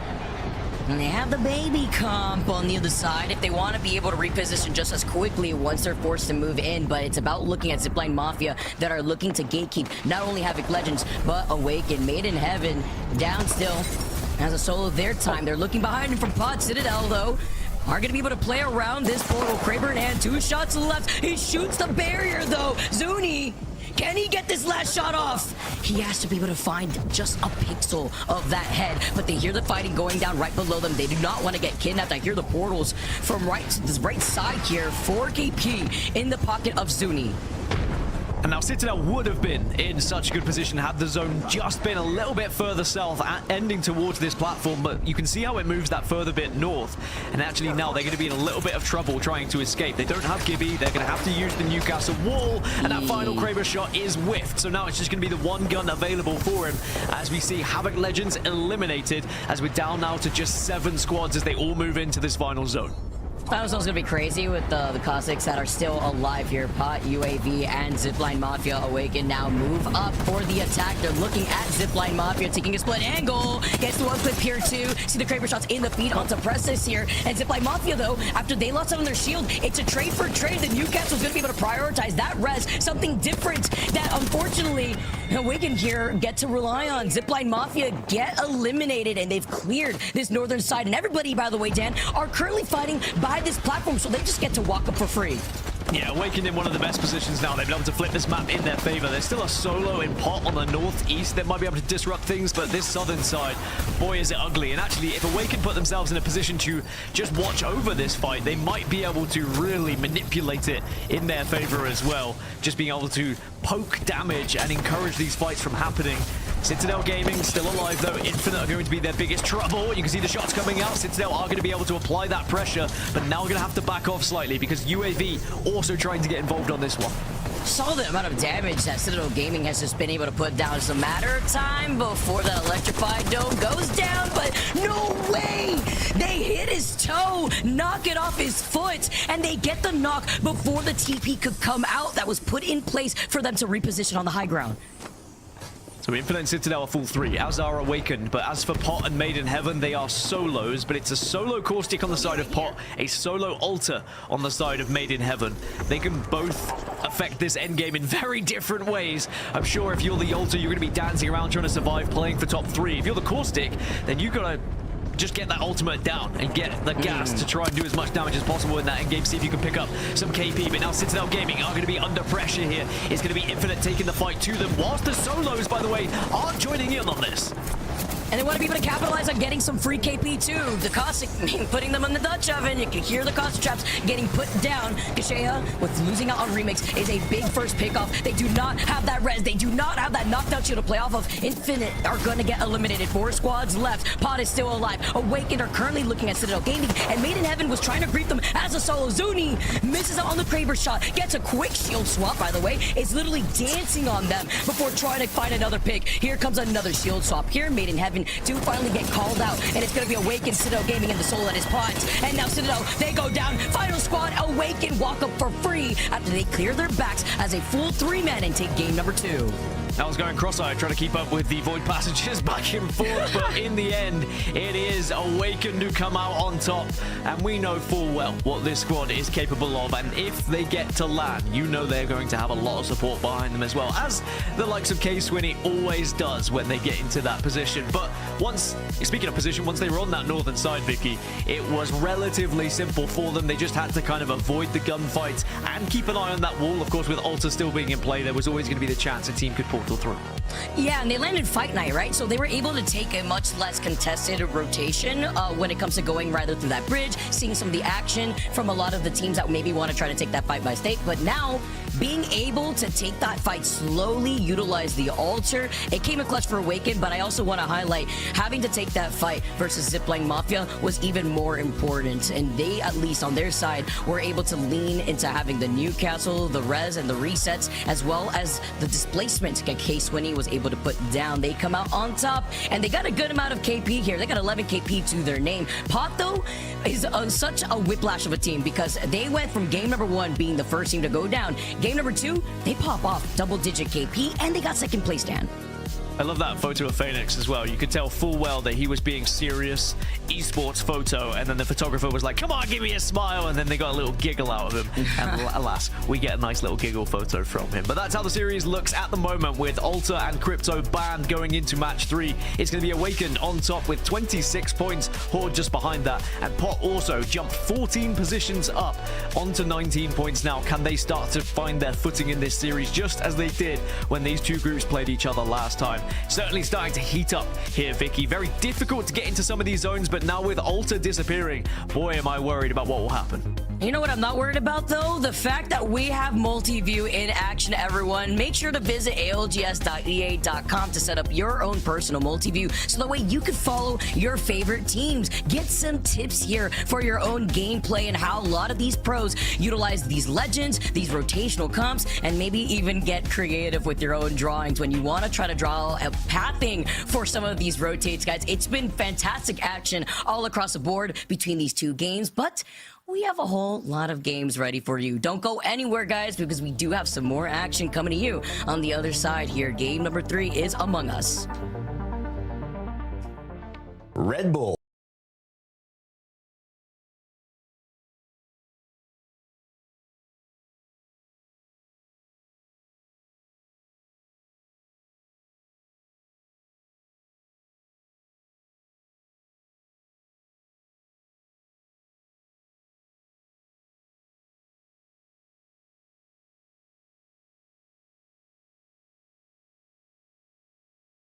In one game was 1.7k damage dealt over damage taken. Fucking huge for CTG. Maybe a momentum booster. Let's hope. That's going to be 2 games now done. Game 3 here. Last one on Olympinus coming up in just a little bit. Don't forget, that is only for Olympus. We have 4, 5, and 6 over on Storm Point happening after this last game. We have 4 games left. 1 Olympus, 3 Storm Point. We'll see what happens here. Alter and Crypto now gone. I'll be seeing you later, and we'll lock the fuck on in for this last one, Olympus, baby.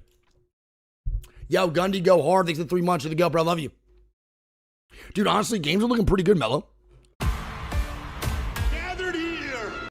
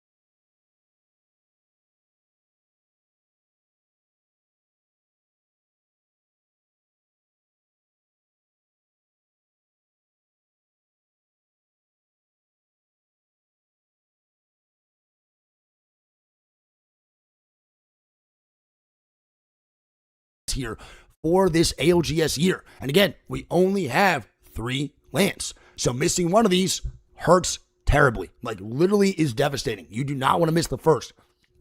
That is probably the toughest one to miss, genuinely. Yeah, BW Battle, thanks for the 54 months. Love you, buddy. Appreciate you, dude. All right, we'll see what game 3 looks like. We're going back to Rift. How many lands did Apex used to have in a year? So before EWC and ALGS collaborated for their own LAN, it used to be EWC, and then split 2 would be different. You can Google it. Sadly, they decided to joint their operations and work together, and I obviously hate it so much. They gave us one less LAN, gave us one less tournament to watch party, and less of a prize pool. It's pretty dog shit, but it is what it is. Happens. Guys, are you ready? Unique Bunny, thanks for the Prime. Welcome to Nation Nights Week, bro. You ready to fuck Ben, this thanks for shit, the 9 bro? months. Alonso, you agree? Like, Flip Kirchhoff, it's next. Can you rest? That's thanks for 8 months too, like buddy. Flip Kirchhoff is gonna die tomorrow, bro. What do you mean, bro?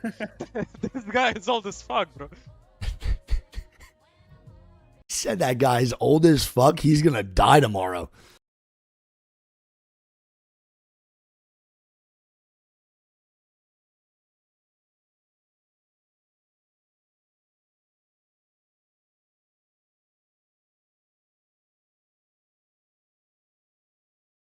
Alter can be for survivability. She is a legend that does something that no other legend does. I had a fun task of doing one of those brackets and seeing which ability would win against which ability. I went through every single legend, and you know who came out on top? Alter. I think her Void Passage is just generally the best value ability in the game. You can do so many different things with it. You can outplay more than almost any other legend, because it's not just the invulnerability, Dan. It's the fact that you can traverse to places that you normally could not traverse. And it's not an individual thing. When we go back to, well, Wraith has a really good ability. That Q makes you intangible. Yes, but you still have to, you know, treat walls and zip lines like they exist. Alter just says nothing exists. She just fades out of it through it. You've got E District locked up. You got Olympus barreled and boarded down. Nope. She just gets through behind the cracks and finds a way to get a kill. So Alter, for me, great ban here, but just the value of that Void Passage, I don't know if there'll ever be an ability in Apex that can beat it. Well, now we are going to see more baby comps come through. And again, I hate saying it, and we'll get into it later, I'm sure. But for now, I will continue to say it to try and adhere to what the pros say.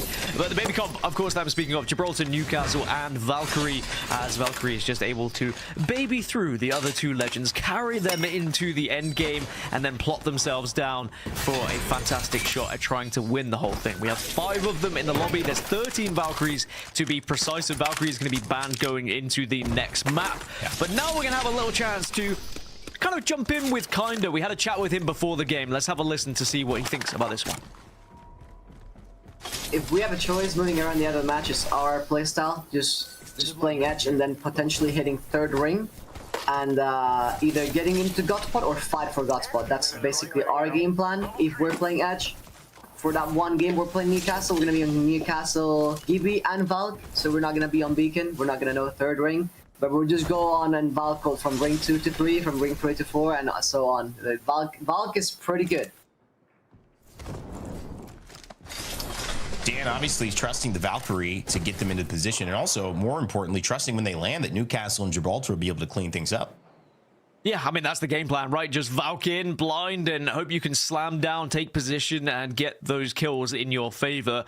Without the ring information, it does become a little bit scary, but we found in this meta that it's not necessarily as important as it used to be, especially with these comps that are available to you the further you get into the series as well. But the zone, in terms of where we're going, we're going to be heading a little bit further east on this occasion. You can see a team like Gaming Gladiators is going to be in a fantastic spot. Bandits aren't really going to have to utilize the Trident as much as I'm sure they would have thought they would previously. Heaven are also starting to make their way down to University as well. They're actually going to be right on top of Bandits very shortly. Actually, they just fly across and above them. Bandits try and take some pop shots, you can see just by the flashing arrows. But we're going to see the likes of Heavener, Bless, GG, Bandits, Eclipse, all in fantastic spots. And there's a lot of early movers here to be expected when you have a zone like this. And our top team, Awaken, 26 points. Just got to win there. K-Swinny and Phoenix representing that squad. Kind of been nice to see Phoenix jump in with K-Swinny. He's been a player that we followed for so many years. I followed him throughout Paladins Esports and being a world champion there, and now with one of the GOATs. I mean, really, in terms of French representation, but also just in terms of being at LANs. He had the highest record of attending LANs in a row until, I think, one recently. So, obviously, this is a team that might be able to do some damage. But right now, speaking of damage, the Maggie Ball has come out from the side of Z Dolphin, trying to aggress onto Zipline Mafia. WeQ going to back up inside the outskirts of Fight Night and Fight to an excuse. They're just going to retreat from this one, knowing that maybe a little bit late to the aggression, so don't want to try to, I don't know, do this fight without full intention. So they'll back off, reset, and maybe take it a little bit cleaner next time. Yeah, having to use the Maggie Ball as an escape tactic, which never really feels good, but when you're on Greys or Whites, it's just not fun. You don't want to be able to take that fight. They already did an armor check. They saw they were at a disadvantage. There's no point just going down in 20th. You want to try and get away, see if you can hit a Harvester, see if you can get some loot on your back and get those Evos up a little bit so you can re-engage later on with a far better set of armors, for sure. But Zipline Mafia are going to be able to just sit here now and potentially take high ground, so that's another consideration for them, as they just wanted to get into a spot with a little bit more coverage. But Weak has taken a lot of damage there. Has to be careful. All right, well, Zipline Mafia obviously here trying to survive, and the problem is they're on the whites still. And you mentioned the Harvester value earlier on. Still 20 squads left. They're staying alive, but this is a tough spot to be because they're making it in a zone, but they're slowly getting chipped away, using those resources and not getting to where they want to go quickly. And Awaken realize it, and that's where the issue is coming in, because they're not giving up on this chase. They have the Valkyrie that potentially could ult, the Hemlock in hand as well. So it's just going to be continual movement. And you can see it here, continually just kind of being on their toes. Awaken in first place, very alert, and they see the Valkyrie ult there. That will mean that maybe they assume that was Zipline Mafia, relaxing, but no, Zipline Mafia hasn't left. They're just holed up in those buildings. Dan, so we'll wonder if Awaken can spot that out and want to try to find a push again. I think it was Zipline Mafia. I think it's DSK who are now right next to them, and I think that's why Awakened were hesitant to make that push, because I think they had spotted out there a second team had arrived and was there, and they didn't want to get involved in the first. And now they're all going to disperse. No one's going to take that fight because, again, when the zone's coming in and in this position, it just seems a little bit useless. So Awakened, they will zip away. Zipline Mafia have also jetted away, and then DSK are going to be the last team to leave that engagement. But the advantage for Zipline Mafia, just to lastly talk about them, is no one is really ahead of them in Gravity Engine because everyone moved to zone so early on. Zipline Mafia have a lot of freedom on their rotation here. On the other side for Bandits, it's somewhat similar on this southern side, but the further north they go, the more likely they may run into the likes of SJP2 or 3 Men. But they are just playing that game at the moment, getting harvesters on their way and building up that Evo economy as best as they can before they start to think about taking fights. Citadel up on top of Grow Towers as well. This is a decent spot for Rampart. You mentioned the win rate. Rampart does have one of the highest win rates in Apex Legends. Funny enough, in this Pro League split, we check after each week. This week, the highest win rate legend is actually Pathfinder. But of course, what you might expect is some of the lowest amount of plays, and that's an entire ALGS stats. So it might have been coming from other regions. We've got APAC North, APAC South in there as well. But an interesting thing to know, usually with Rampart, kind of my estimate is because she's played late, we're seeing her have more efficacy because there's really less choices for who will win once you whittle down that controller pool. However, we've seen a few Ramparts early here, Dan, which I think bodes well for the fact that people are starting to realize if you want some more flexibility than the Gibby is providing, you want to set up in different areas, be a little bit less predictable with the timings on your ult and when you're vulnerable. Rampart has some value here in this meta. A lot of value. The only downside is just that breach charge from the Hemlock, which can really punish you if you're stood behind those Rampart walls as well, which is probably why we don't see that much Rampart, or only in the latter stages when you kind of have to use a Rampart once other legends have been banned away. But certainly if you can get into the right position in the right kind of end game, can be very detrimental to go up against, especially with how powerful Sheila can be as well. In terms of zone shift, it's going to move a little bit further west away from Somers University, right really to where Infinite, Maiden Heaven and Eclipse are currently all logging down a position at the moment, so they'll be delighted once they realize that one. Elsewhere, Hammond Labs, there seems to be a bit of a skirmish. Awakened under fire. Oh, Sweeney Trouble here trying to survive and goes down early to Babylons, and this is 3 men who have a plan, and in Apex that is a problem. When the death ball comes out, Maggie rolls to attention, and then live Babylons, and really, wow, the power of that Maggie finish off that fight. That is going to be the end of our first place team. Awaken, they will go down and watch the rest of the lobby, at least most of their members. One seems to have gotten away, Dan, so we still have 20 squads left, but certainly going to be an uphill battle now for our first place squad to survive and get back into it. Yeah, they will have the option of going away, crafting those banners, and getting back up to a full 3, though, so it's not all doom and gloom just yet. But the real question is whether the rest of the lobby allows you to do that. Now, SJP2, I think there was some controversy during the POI draft. I think they might have missed it and they just got given positions. I might just be making things up, but I did hear something along those lines, which is going to be more interesting when we go into Storm Point than it is here in Olympus, so I will bring that back up later. But for now, they're on 5 points and they are just trying to work their way into zone, trying to escape the fight that was happening over at Hammond Labs, because now 3 men and Bandits are going to potentially be going at it unless Bandits just jet away here in this Trident. And we talked to Kinda as well, their plan. Remember, trying to get into these zones, they're lacking information, so they don't have the awareness that they would hope to have, but they're looking to take these fights late and engage. That Trident stall could be an issue. Gets a great jump there. Oh my God, playing a whole different minigame in Apex. Some good driving on the side of Kinda and sets him up on the high ground here.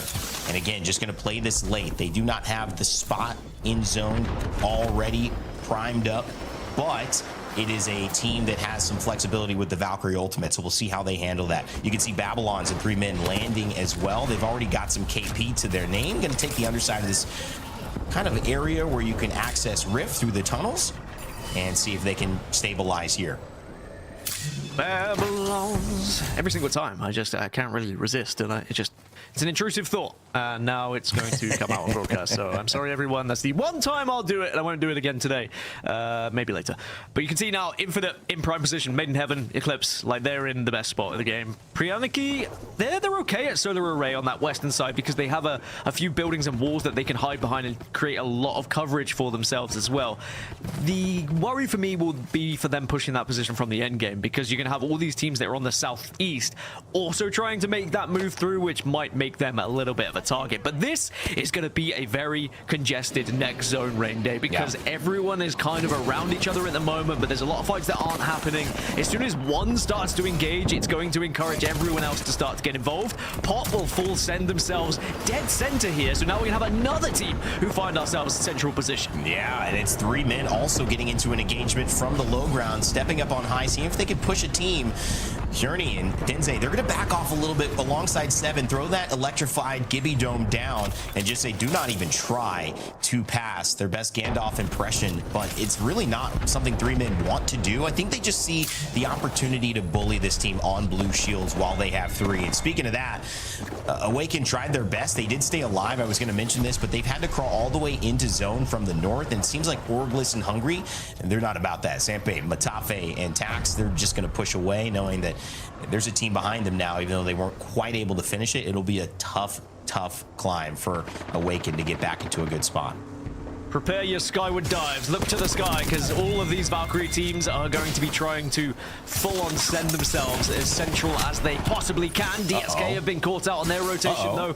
G-Dolphin's going to be the last remaining player. Just about gets it off and will be able to survive on this northern zone, but for how long is going to be the real question. You really need to utilize these meds to your best ability and try and survive and get a little bit of extra on those placements. But all the meanwhile, everyone moving in from the north, 3 men down to just Babylon's now trying to stay alive. 20 squads still remain. Surely someone is going to fall here. This was a huge moment as well. I want to mention Orgless and Hungry. They took the fight and then they abandoned it because of the position it would leave them in if they continued with it. And that leaves 3 men in Awaken to go down now. Finally, Mizey did some great work on a G-Dolphins team, but that will be the end of Awaken finally. Here over on Grow Towers, we've got the Horde. Kazakh up on top, holding it down, and Hardeki, I believe, next to him.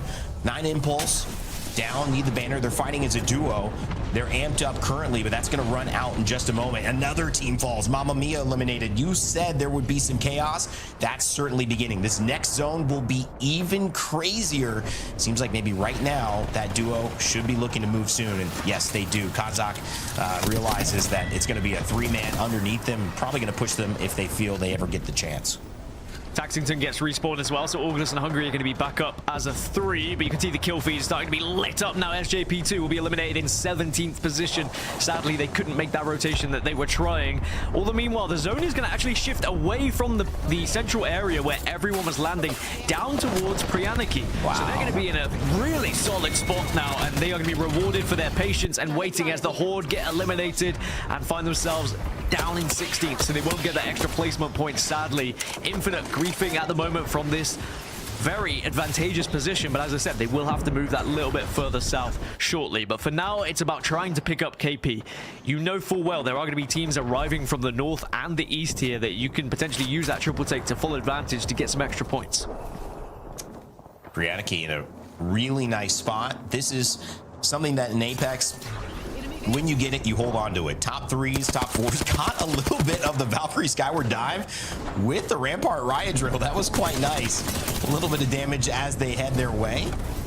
But there's going to be a very fast Valkyrie ultimate. This would not be possible if Valkyrie hadn't gotten some recent changes. This took much longer when she was initially nerfed. She was such a prevalent part of the meta, and now Valkyrie, with those buffs recently over the last years, has gotten herself into a position where those late Skyward Dives can still get you out of trouble. But you don't want to, either way, run into a team like Gaming Gladiators. They're all set up for defense. No aggression with the Maggie, and we've seen a lot of that. So they could be in trouble if one of those Riot Drills survives into the late game.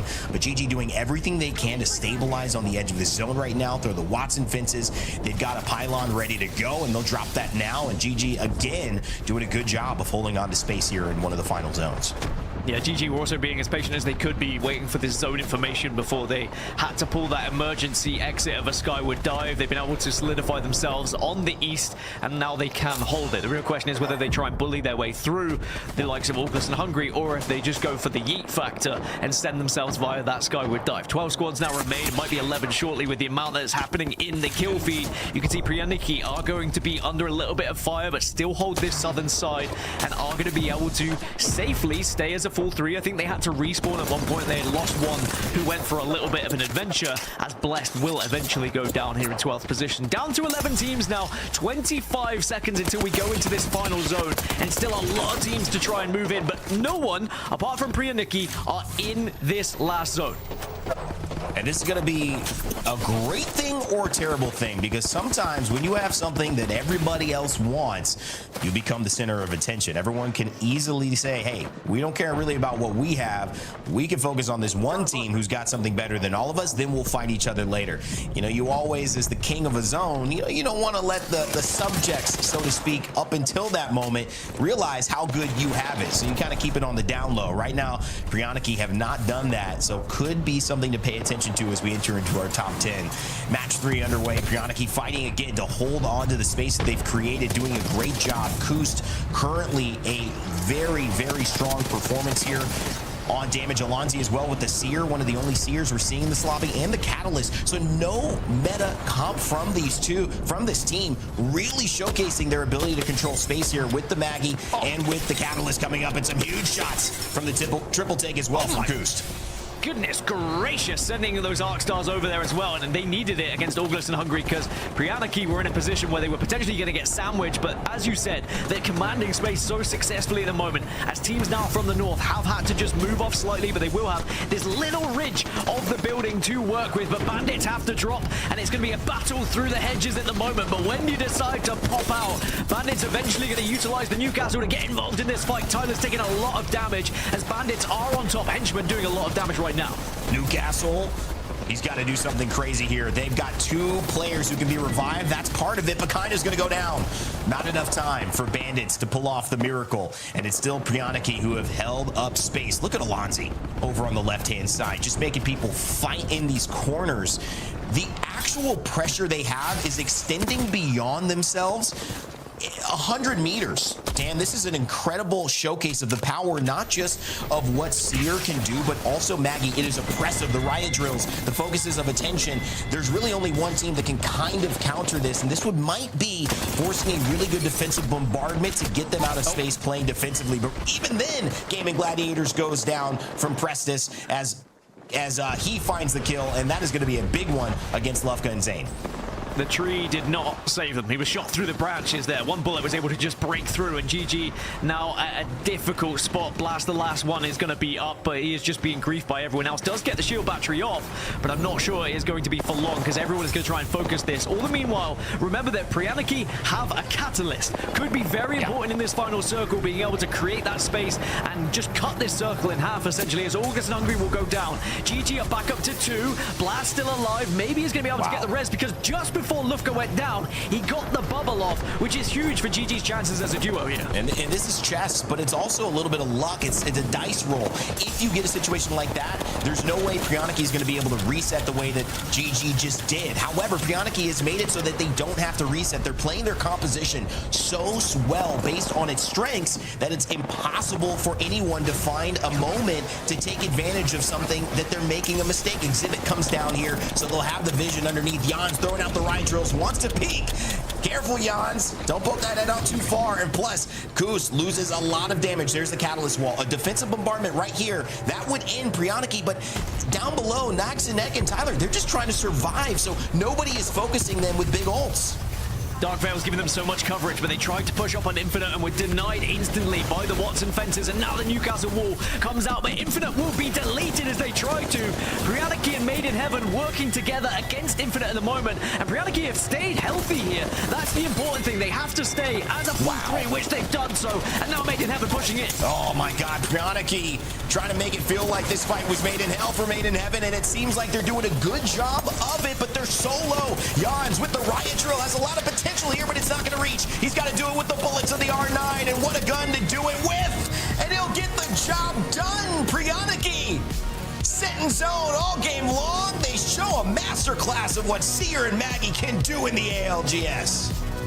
Remember the name, remember how to pronounce the name. PRYANIK get the job done in what was a fantastic effort of just dominating and controlling space with a slightly off-meta composition as well. And as I said, that Dark Veil was massive for them to survive in those final moments, but also the right timing on their aggression range, Dave, because they could have sat behind the cat wall, they could have just allowed a fight to break out, but they also generated the pressure by pushing in themselves, engaging in that fight and staying healthy. A very deserved win for them. And their first win, PRYANIK, a team we've been talking about in third place so far. They have been so successful at getting into those top fives, but not winning. And so they finally get the win. This is huge for them. We also saw Infinite up on top, Zidane, and it just shows you a little bit of kind of like the Wraith. The Wraith is good there, but there's nowhere to go, and she can't transport herself into a safe space because there really isn't any, so just delays the inevitable. But Made in Heaven with a very good performance as well. We're seeing only the 22 points that they had, actually taking the top spot in terms of total points. But for me, Dan, the story is PRYANIK and their ability to perform to the best degree of what that composition can do, because it is oppressive. It's working really well against the stable shields of the Gibraltar and the Newcastles, the Ramparts. Whatever shield character you bring in, Maggie does well against it. Seer does well against static people, static targets, constant silences, that half a second that you cannot throw your shield, that you cannot throw maybe your riot drill or your ball. That hurts your timing at this level. And Seer and Maggie, I think we're going to see more of it. Maybe just not from PRYANIK, but I think across the board in some of these first three matches. Now, aside from the obvious ones who performed well in week one, like PRYANIK, Made in Heaven were also up there, Hot were up there as well, I think the biggest improvers have to be Awakened and Infinite, who last time these groups went up against each other had 17 and 19 points respectively, and now they already find themselves surpassing that after 3 matches. So I think the improvements for them is very important here, and that could come down to POI draft. We know how much the POI draft affects things here, and I'm sure they'll be delighted with their position after 3. Yeah, after 3, things at the top of EMEA are closer than ever. We talked about this being the day to separate yourselves with no Alliance and no Aurora. Well, these teams are staying pretty close in the race. We'll see if the next 3 open things up.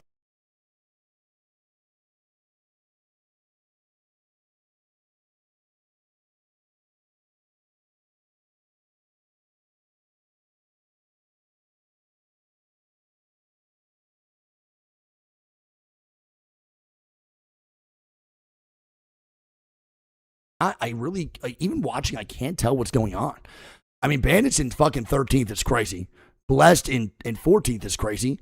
And fucking Orgless Hungary in 16th is not that crazy, but I'm still a little bit surprised at that one too. But CTG, man, 10th place is the most surprising so far of the day. This is going to be a Game 3 Valk ban. Wow. So that is the Apex South standard right now. Other than Alter, it would usually be Crypto, Maggie, and then Valk. Instead of Alter here, bro, we would have a Mad Maggie ban, but we do have the Valk ban coming out Game 3. Fucking insane. So no Valk moving forward for Storm Point, which might be really hard for these guys to make this work. It's all good going church and Jinxie Quads. Why?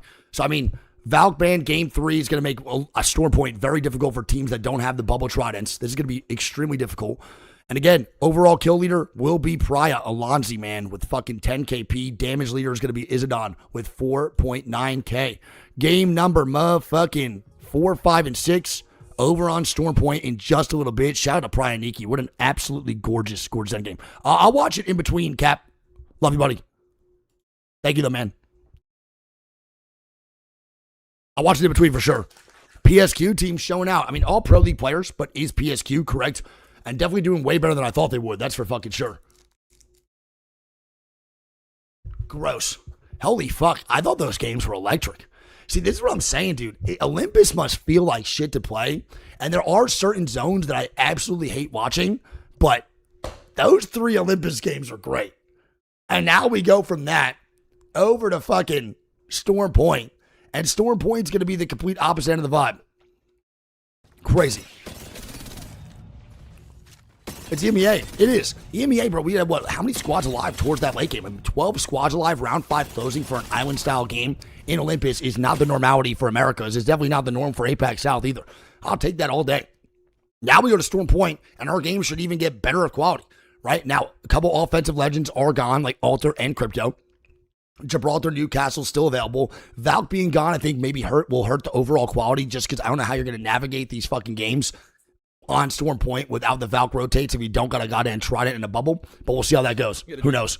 It's always amazing to watch EMEA. I feel like EMEA is finally going back to the roots, dude, of like zone play, getting to zone, playing a little less aggressive and playing more towards placement points, which I feel like is one of the best things that EMEA has done for themselves ever in ALGS. There's only been a couple squads in EMEA that were really able to run down lobbies and make that work. And I felt like once they saw those guys do that, like Alliance, they saw Alliance run down teams. You know, they saw like Hardeki and all those guys, bro, play inside zone for 48 years. A lot of EMEA thought themselves like, yo, we could do that. And it turned out they definitely couldn't. And now we're watching these teams kind of transform back into that zone style play, which EMEA has always been good. So they watched Alliance kind of dominate, try to do edge themselves for a couple of years, didn't do dick and balls, and now they go straight to zone.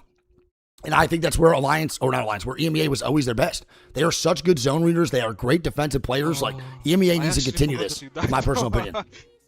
Fire Beavers, yeah, those guys ran Mirage, dude. I made it up, bro. I made it up afterwards. That motherfucker didn't care at all. Apostle of the year, man. My POV or something because literally every my guy shot was like minimum. Yeah, much love, Apostle. Be good, bro. I hope they were watching my. Control the jaw. Thanks to the tier 1. You're the GOAT, brother. I want to see what you were doing, bro. You were fucking as well. You are the GOAT. Thank you. Wig, my 15-year-old son has a question for you. He wants to be a content creator. What would you say to first start? Straight to Twitch or YouTube Shorts? Shit. I mean, that's up to you, man. I think both are pretty hard to get momentum on regardless, but I mean, doing both is great. I'll say to your 15-year-old dude, just put out content that he likes and he's proud of and then go from there. But I think TikTok might be the best for discoverability when it comes to like the algorithm and stuff. YouTube Shorts is also pretty good. I think Twitch is like the hardest to get going. So I would say Shorts before Twitch, but if you can do both at the same time, then rip it, brother. Rip it. That's for sure, man. I would stream on Twitch. Yeah, I think streaming on Twitch, then taking your highlights into YouTube Shorts and shit is probably the best way to go. 100%. But Shorts-based content is fucking banging. But low-key, kind of long-form content is getting back in the mix a little bit more, too. He said, thank you. Nah, tell him I said was good, brother, and good luck on the journey. All right, game 4. Storm Point. POIs, by the way, for Storm Point look like this. Let me go over this real fast, brother. Let me go over real quick. I don't know why the fuck this is happening. There we go. For Storm Point, we got Gaming Gladiators over at Zeus Station. We're going to see a lot of our teams here, by the way, for the games 4, 5, and 6, actually pick their Storm Point first before their Olympus. So they're prioritizing their Storm Point games over their Olympus ones. We have Gaming Gladiators, 15th pick, Zeus Station. Orgless and Hungry get Lightning Rod with their first pick. Pot with their first pick. Stormcatcher, Made in Heaven, Stormcatcher third. Made in Heaven with their 6th pick at Command Center. Mamma Mia with their 13th pick at Wall. Bandits with their fucking 20th pick at Outpost North. We got fucking SJP2 at North Pad. DSK at Checkpoint. Citadel with their 14th pick at Down Beast. Awaken's going to be at Mill. We have Heavener over at Cedo Station with the number 1 pick in the draft. We got Infinite at Forbidden Zone with their 9th pick. Blessed with their 16th launch pad. UAV at Pylon at their 2nd pick. So Pylon and Cedo Station go out number 1 and number 2. We got Horde going at Devastated Coast. Zipline Mafia with their first pick. Echo HQ. Prya does have their 2nd pick now. So even though Prya is going to be top side of this leaderboard for games 1 through 3, their first pick was on Olympus. So they prioritize playing their best on Olympus. And now moving into Storm Point, they're at Coastal Camp. I'm not going to say Coastal Camp's like the worst thing in the world, but it's definitely not as good as their Olympus POI, where I believe they had Bonsai Plaza. We got Havoc Legends over at Barometer number 4, and then 3 men at Cenote Cave. No one chose Basin Armory, and obviously East Trail and Mountain Lift don't get picked here either. We'll see what PRYANIK could do from Coastal Camp. It's not going to be easy to keep up with some of these teams right behind them in this leaderboard. As we know, bro, Made in Heaven, I think also did their 2nd pick. Or first pick on Command Center. Yeah. So Made in Heaven's right behind them, and they chose their number 1 pick here, number 1 draft for Command.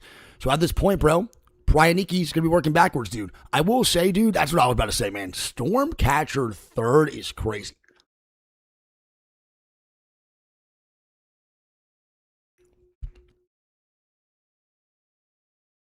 That one I really can't get behind.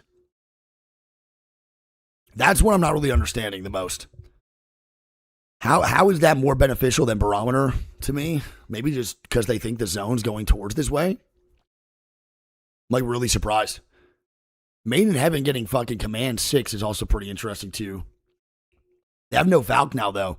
Maybe Made in Heaven was thinking for Valk rotates, bro, up to outside command. I feel like Zeus Station at 16th is actually, or 15th is so good for Gaming Gladiators. I feel like Bless getting Launchpad for 16th is also pretty solid. Interesting. All right, well, game 4, just a little bit, chat. I appreciate y'all being here, man. Who's watching the Americas today? Any of y'all sexy son of a gun sticking around for the Americas here or what, dude? Northpad 33rd seems late. Well, Northpad 33rd seems late, but overall it's not because you never know, right? You have Bandits here over at Outpost North. So right here, man, for Trident gameplay, SJP2 is only going there because it's one of the last options. But they're also choosing to maybe fight Bandits early game or have, a team at their neighboring position instead of going Eastro or Mountain Lift or Bean. Personally, I probably take Northpad over Basin, over Eastro and Mountain Lift. So I get why they did that. It definitely sucks to go Northpad, but I think you got to choose that spot for fucking sure. But that's why it wasn't picked earlier, I don't think. Probably watching this in the NHL playoffs. We got NHL playoffs? I don't even know when the NHL season is. That's pretty sick, dude. Fuck yeah, man. Who's the best team in the NHL right now? Huh? You're good, Feminine. No worries. Appreciate y'all being here. Who's the top 3 teams in the leaderboard now? It's PRYANIK, it's Made in Heaven, and it's Awakened. FaZe Squad. Is FaZe streaming, actually? Oh, FaZe live. That's my go, bro. Put FaZe in the mix. Y'all, Bruiser, 57 months to go, bro. I know you're in the A stream when Wig is on the mic. Hi, dude. We're definitely not the A stream. We can't really do anything on the A stream like that. But facts, brother. Facts. Appreciate you, King. I just farted. Yo, Panic. Day by day, bro. Day by day, I hate you. But I fuck with you, bro. I hate you so much. Day by day. Yo, Panic. We're no Watson for the kid today, yeah? No Catalyst type shit? No, I'm good, Tina. Thank you. I love you. I know you follow the NBA more, so when NBA playoffs start, so do the NHL playoffs. Ooh, I didn't know that. Cool. No, I'm good, Tina. I love you so much. Thank you.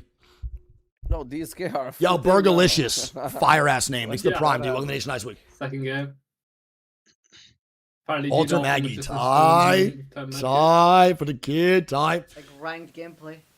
I kind of want to watch his VOD. It feels like round 3. Panic's on Gibby today. I'd probably turn off the stream. I don't think I'd watch Panic on Gibby, dude. That would give me so much anxiety. I don't think he has that in him. 60 seconds.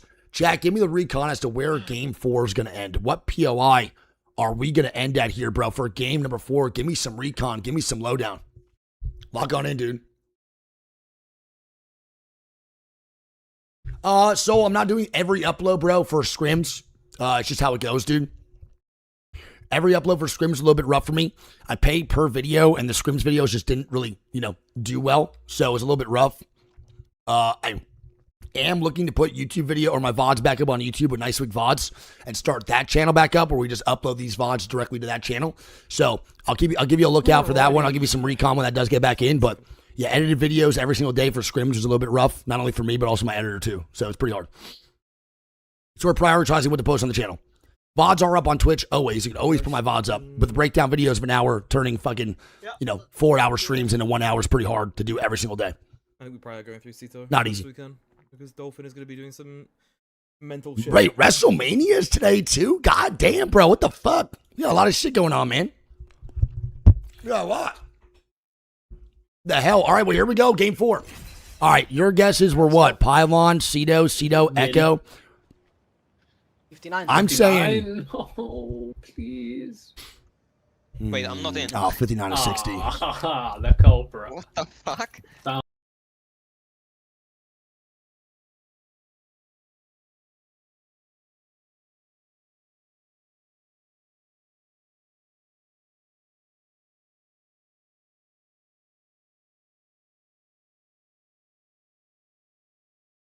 To do some damage in this EMEA region that is wide open.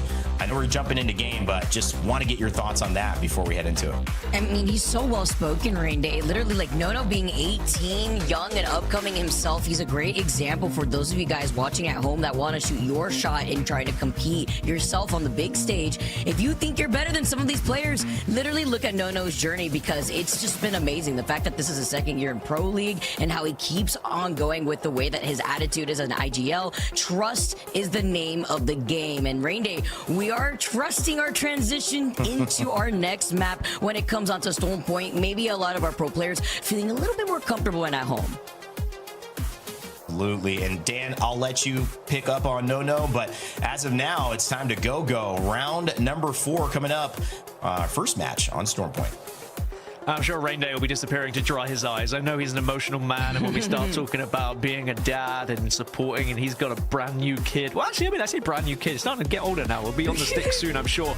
But I know he's going to enjoy that interview, as we all did. It's great to see parental support, especially for a young and upcoming player, and I can't wait to see how No does next week. But now it's about this week. We're moving over to match 4, which means we're moving over to a different map. We've got Storm Point on the go. You briefly saw the POI draft there. The controversy I was talking about earlier, Vicky, is I believe SJP2 didn't turn up to draft on time, so we got given Northpad, which meant that we saw Mamma Mia or potentially one of the other squads have to move away from their position, and it just means that we're going to get for an interesting rotation here on that northern side.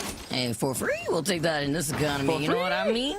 For free. I mean, PRYANIK here is going to come out of that dub with that 7 KP, and now we move on to Storm Point, which, by the way, I have to note, Dan, Watson is the most picked legend in this game, so we will not be seeing Watson as we move on through Storm Point, and that's also a highlight to the way that these teams want to play around these Tridents, right? We keep talking about the Tridents for the right reasons, and looking at the zone alone, oh man, we've seen this time and time again, Dan, and we're going to have a lot of these teams now congregate over on the north side where it's going to get hot.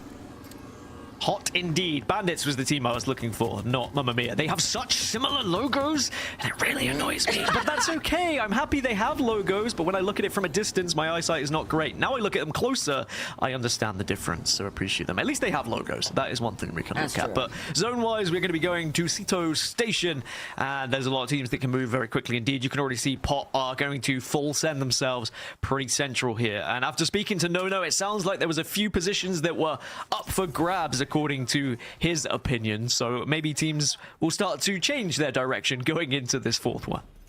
Yeah, right, because when you get, that's what I love about talking to our pros too, like just call them out. I mean, I'm trying to stir the pot, but it's more so calling out on some of the mistakes that, you know, even the pros make. And the fact that that was available, by the way, in Rift was crazy, because we were talking about just all the space that you could just try to coexist in.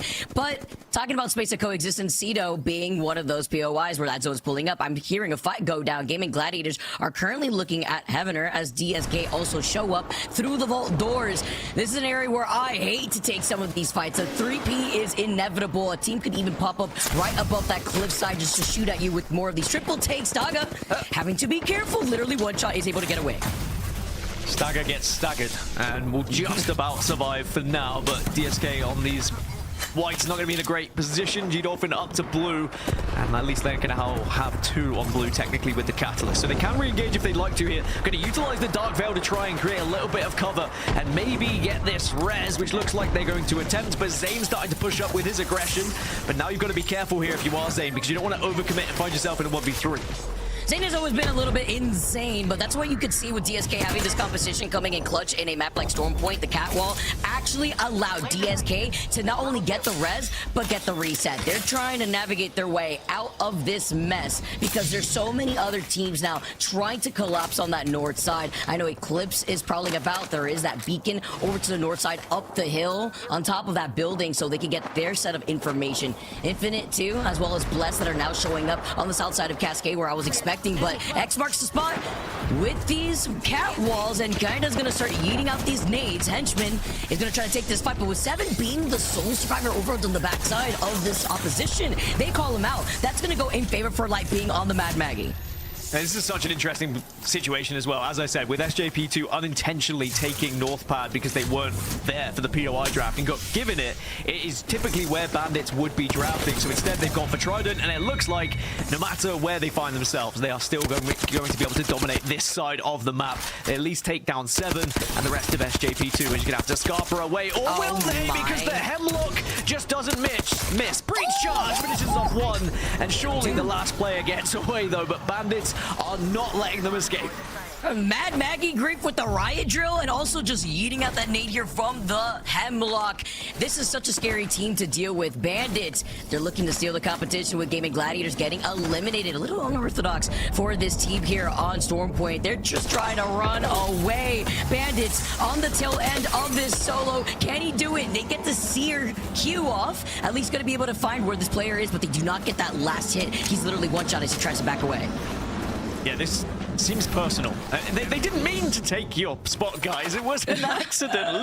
Let them live. Let them try to just go again. But Bandits are on the hunt. Elsewhere, there's a lot of late rotators at the moment, but you can see Denze is just under so much pressure, and they're not going to allow him to escape. SJP2 will be eliminated, and point made, point proven. It is still Bandits territory, as now we take a look over towards Zipline Mafia, who are going to be on top of this building. Thankfully, the pylon keeping them alive at the moment, as they look to try and take this building away from the team below them. And we've all been in that spot, I ain't gonna lie. It's tough out here, especially when you're getting aped. Now, Zipline Mafia, I love the answer with the Wrecking Ball breaks down that door. They know there is a Watson, having to be careful. If that Gen is right there, if it can eat up those nades together. Excuse tries to move in, just trying to open things up for WeQ, who is on that path. He's something nice to note, but they try to poke out. They literally dive down on top of his head as he tries to send out that nade. Nice little one clip, though, for Vito, as he's going to be able to now try to see if he can get this res. It's a trade-off from both ends, but it's a better position for Zipline Mafia.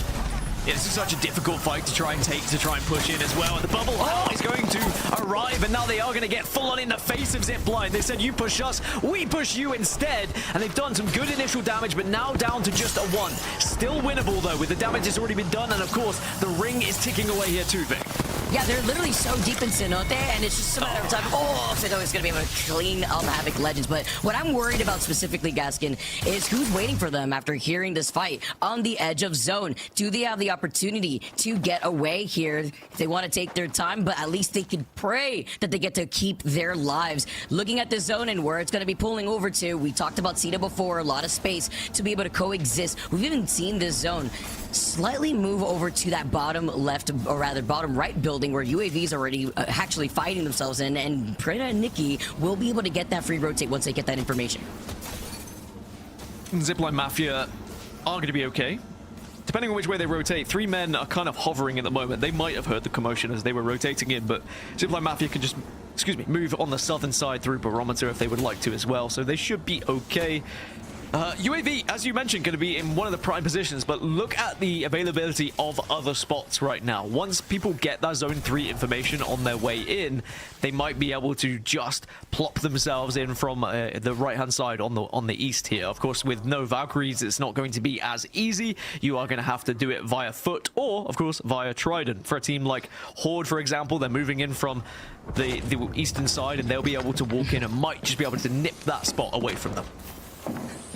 Looking at the other mouth of this portal, by the way. Making sure Taskmaster does not move, but is ready for it. It's going to be a team neighboring pot here, and it's so many other teams awakened, waiting right behind them. The caustic barrels are already set up. No one's going to try to push into this Dutch oven that Ozzy has already set up here in favor for pot. But looking at where they want to rotate, you could hear the pings from pot. It may have been an attempt, honestly, off of like a Wraith kidnap while they were looking at that portal where Taskmaster's like, okay, well, it's fine. We're going to be waiting here in the meantime, but eventually the zone will be pulling to that southeastern side. As you mentioned, Gaskin Staga has not stopped. They're still putting in the damage. DSK now move on to their next victim, activating the cat walls to push in for the engagement.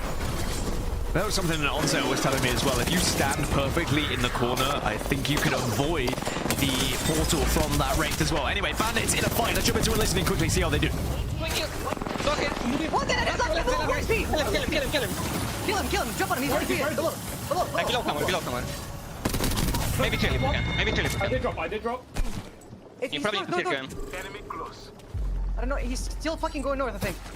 You can look for him. Yeah, on me. I'm just dropping on his head, guys. Okay. I'm following. A bit slow if you can. Yeah.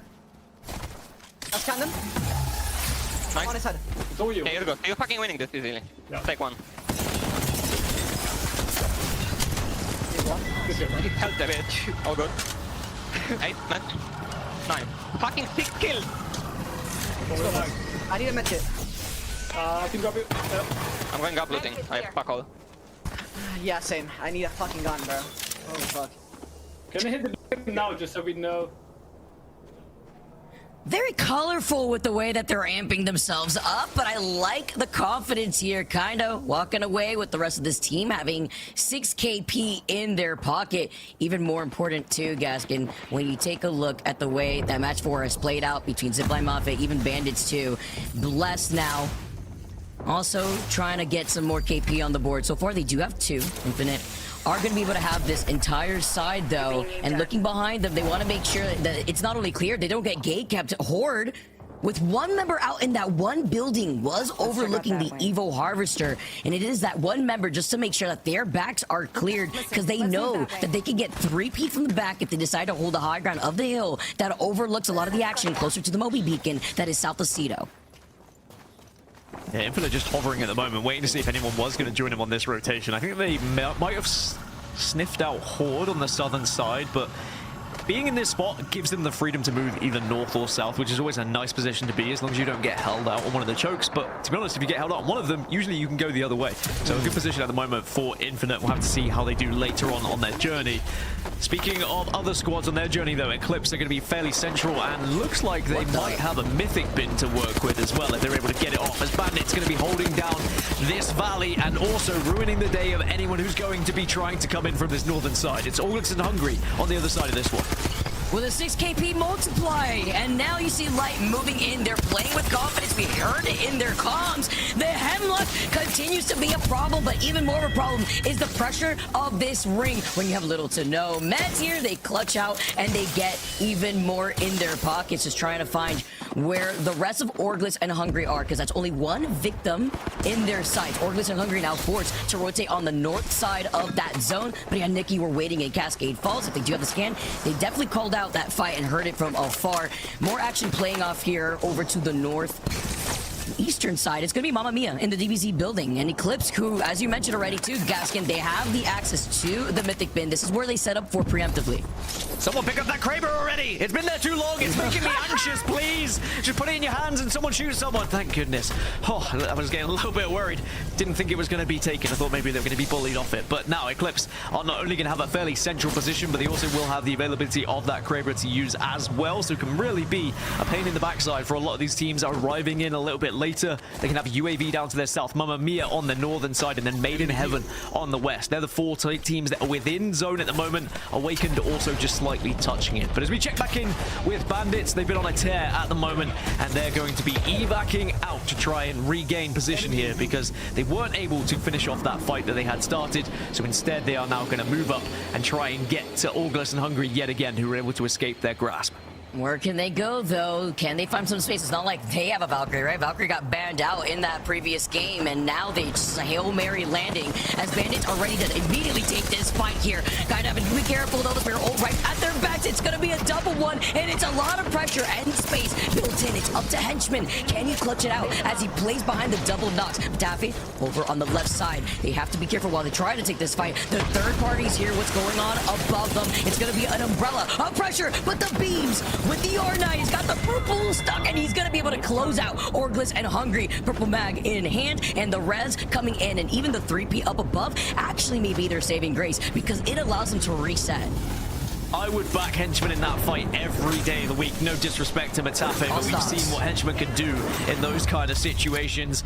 Now, as we move over to PRYANIK, who are in first place at the moment, they were having a little check-in, but it looks like they're going to be out of it, as Heavener also trying to escape and move away right now, but do have that respawn beacon to potentially get their third back up on their feet as well. If they can get into this position, they should be able to hold out the likes of Bandits, but the real question is, are you doing it quick enough? Because if Bandits are on their feet here, which they are going to be, then you're not going to be able to have a free res here whatsoever. Bandits looking to try and take advantage of the 2 players just stuck.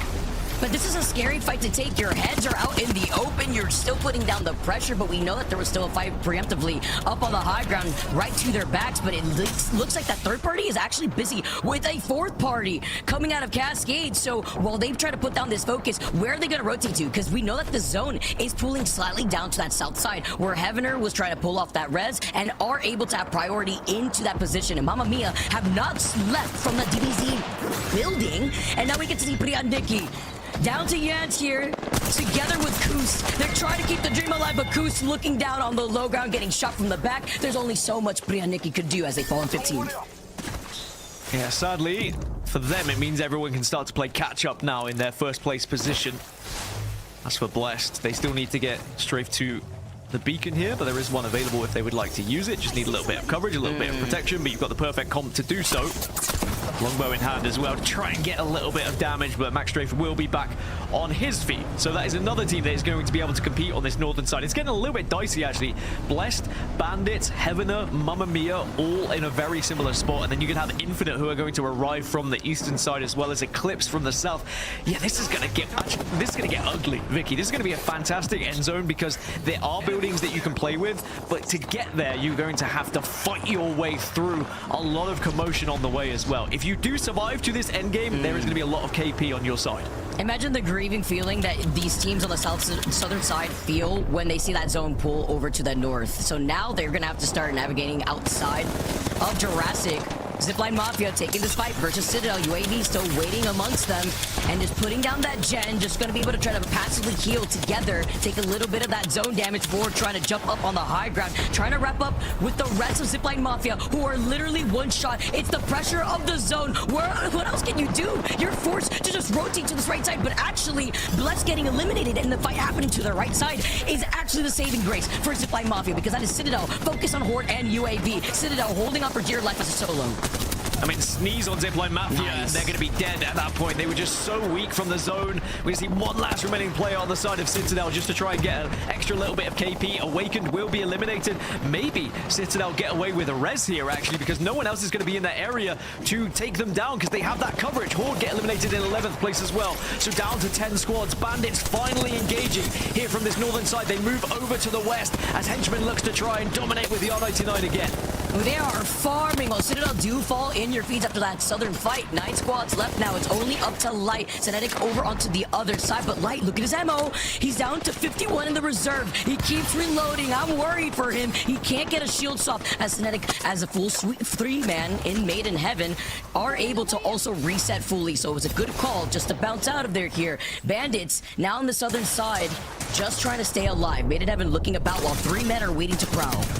I love this roster of Made in Heaven as well. I think this is a really well-built trio. If you think about the history of Cinetic on FaZe, we know what Tyler was able to achieve back in the day alongside Unlucky as well. And you just have a little bit of everything if you top that off with Nags, who is just an incredible in-your-face style player. And there's a reason why they're on 33 points at the moment in second place and very close to being first place as well. I wouldn't be surprised if we see them topping the table after this match 4 with the position they find themselves in at the moment. But they are still being contested. 3 men starting to get involved. Made in Heaven having to take the fight. Bandits also joining in as well. We'll see the res come through from Nags, you'd imagine, but the real question is, are you going to be able to do it? Yes, you can, and now you're back up to 2. It's just hard too with the zone closing in behind their backs. They're gonna have to start moving soon, and other teams are gonna look at them when they're out in the open, little to no cover. Yeah, sure, you get the res. Then Newcastle playing around the other wall, holding a different off angle, but the Riot Drill is forcing so much pressure onto Nags. Can he pull off this res? He has the purple knockdown, but it's taking a good amount of that damage. But with the zone closing in, they help him out. Literally one-shot Bandits get eliminated eventually, and Made in Heaven are the only team with the freedom here. Thank goodness that they have a Newcastle, because that would have been the end of their game. It might still be, with they are being peppered by all the other teams that are in the same position right now. Look at that circle. It is literally 3 teams versus 1 at the moment. If Made in Heaven can reposition and stabilize here, of course, they will be in a really good spot, but they are a duo at the moment. You have to remember that. But it is still achievable. They can use this cannon to their advantage, certainly play behind it, whereas all these other teams are going to have to start worrying about one another. Mamma Mia, Infinite, and Heavener are very much noisy neighbors right now. And yes, they were all looking over towards Made in Heaven, but the fact that now Made in Heaven have been able to move away, suddenly they have to start worrying about each other.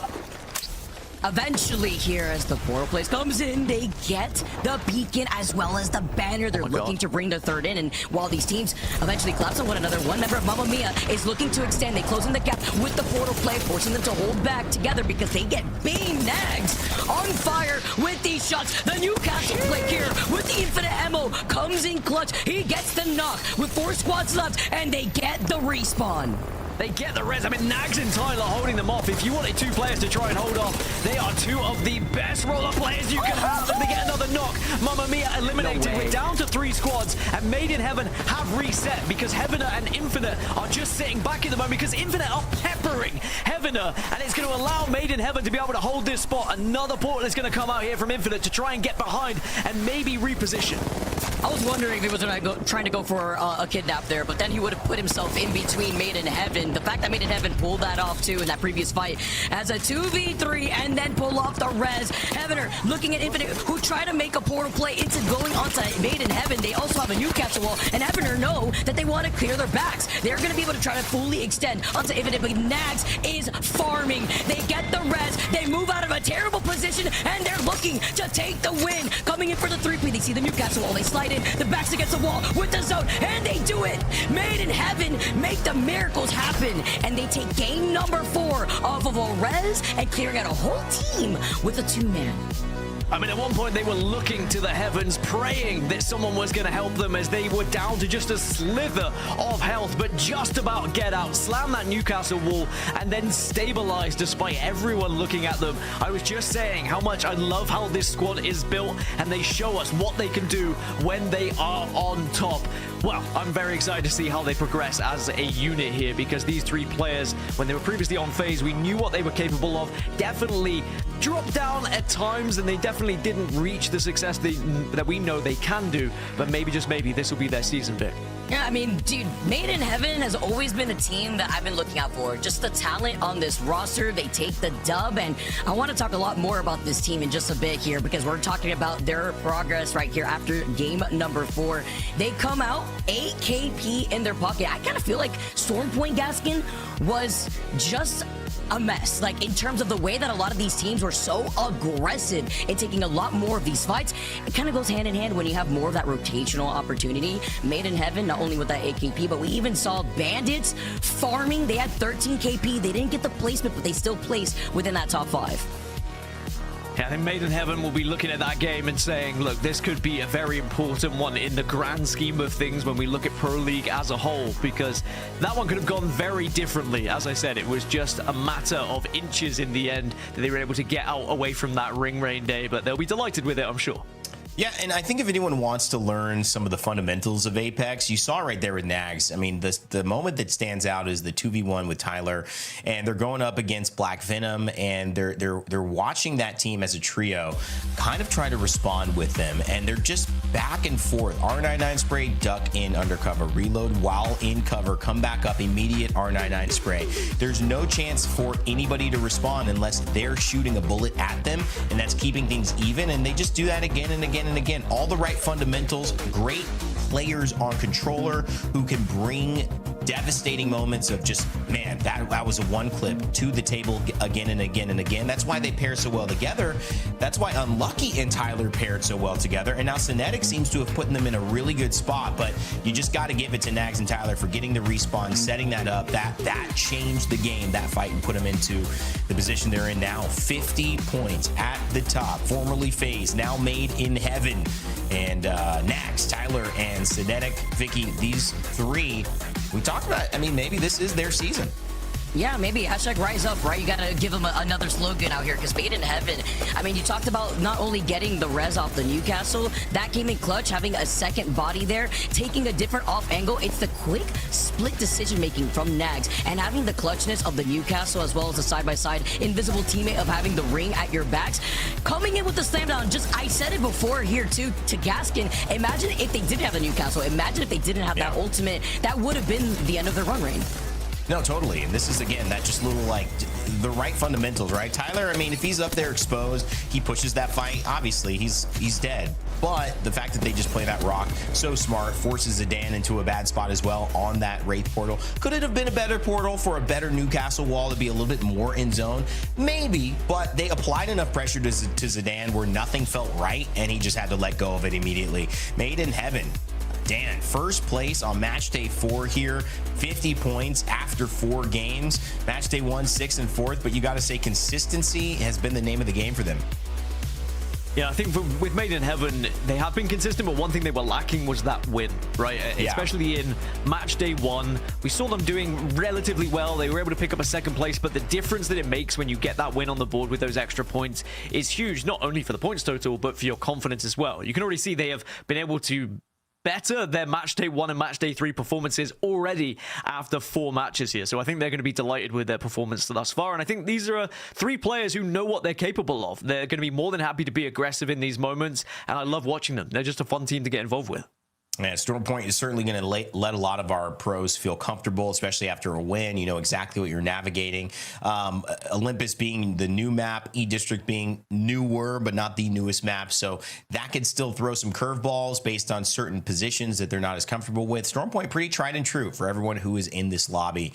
And as we look to a Game 5, going to be no different. That will set up for a really good performance. I know, Dan, we are going to send you on break in just a second. It's going to be me and Vicky ready to go for this cast as well. Any final words before you toss you out of here? I think that we need to see a little bit more from Pot. I think that Pot have been a little quieter than expected, so expect them to amp things up going into match 5 and 6 here. All right. Well, Vic, that means it's you and me getting ready to go. I know that, honestly, one of the cool things about being able to look at this history of today is that we've got new winners. This is what we expected with No Alliance Aurora. But, you know, I feel like we're seeing so many teams that can pop off. I wouldn't be surprised if one of these 4 winners win again coming up in these next 2 days, 2 games. Yeah, I definitely agree here, especially like as we approach game number 5, Rain Day. I'm so happy to be alongside you again, my friend. Yeah. But it's also great to see us go into one of my personal opinions on the most chaotic game, because at this point in match number 5, a lot of these teams, they know where they stand in the overall series, and currently Made in Heaven, they lead the pack by a significant amount after that dub, literally with 50 points. We see Infinite right behind them with 36, but that's kind of where the gap closes. You have PRYANIK right behind them with 34 points, Zipline Mafia 31, so I think that's why we're seeing the kick of aggression when we either fight for these tridents or the positioning and the whiplash of zones that we've been seeing. Game number 5, Rain Day.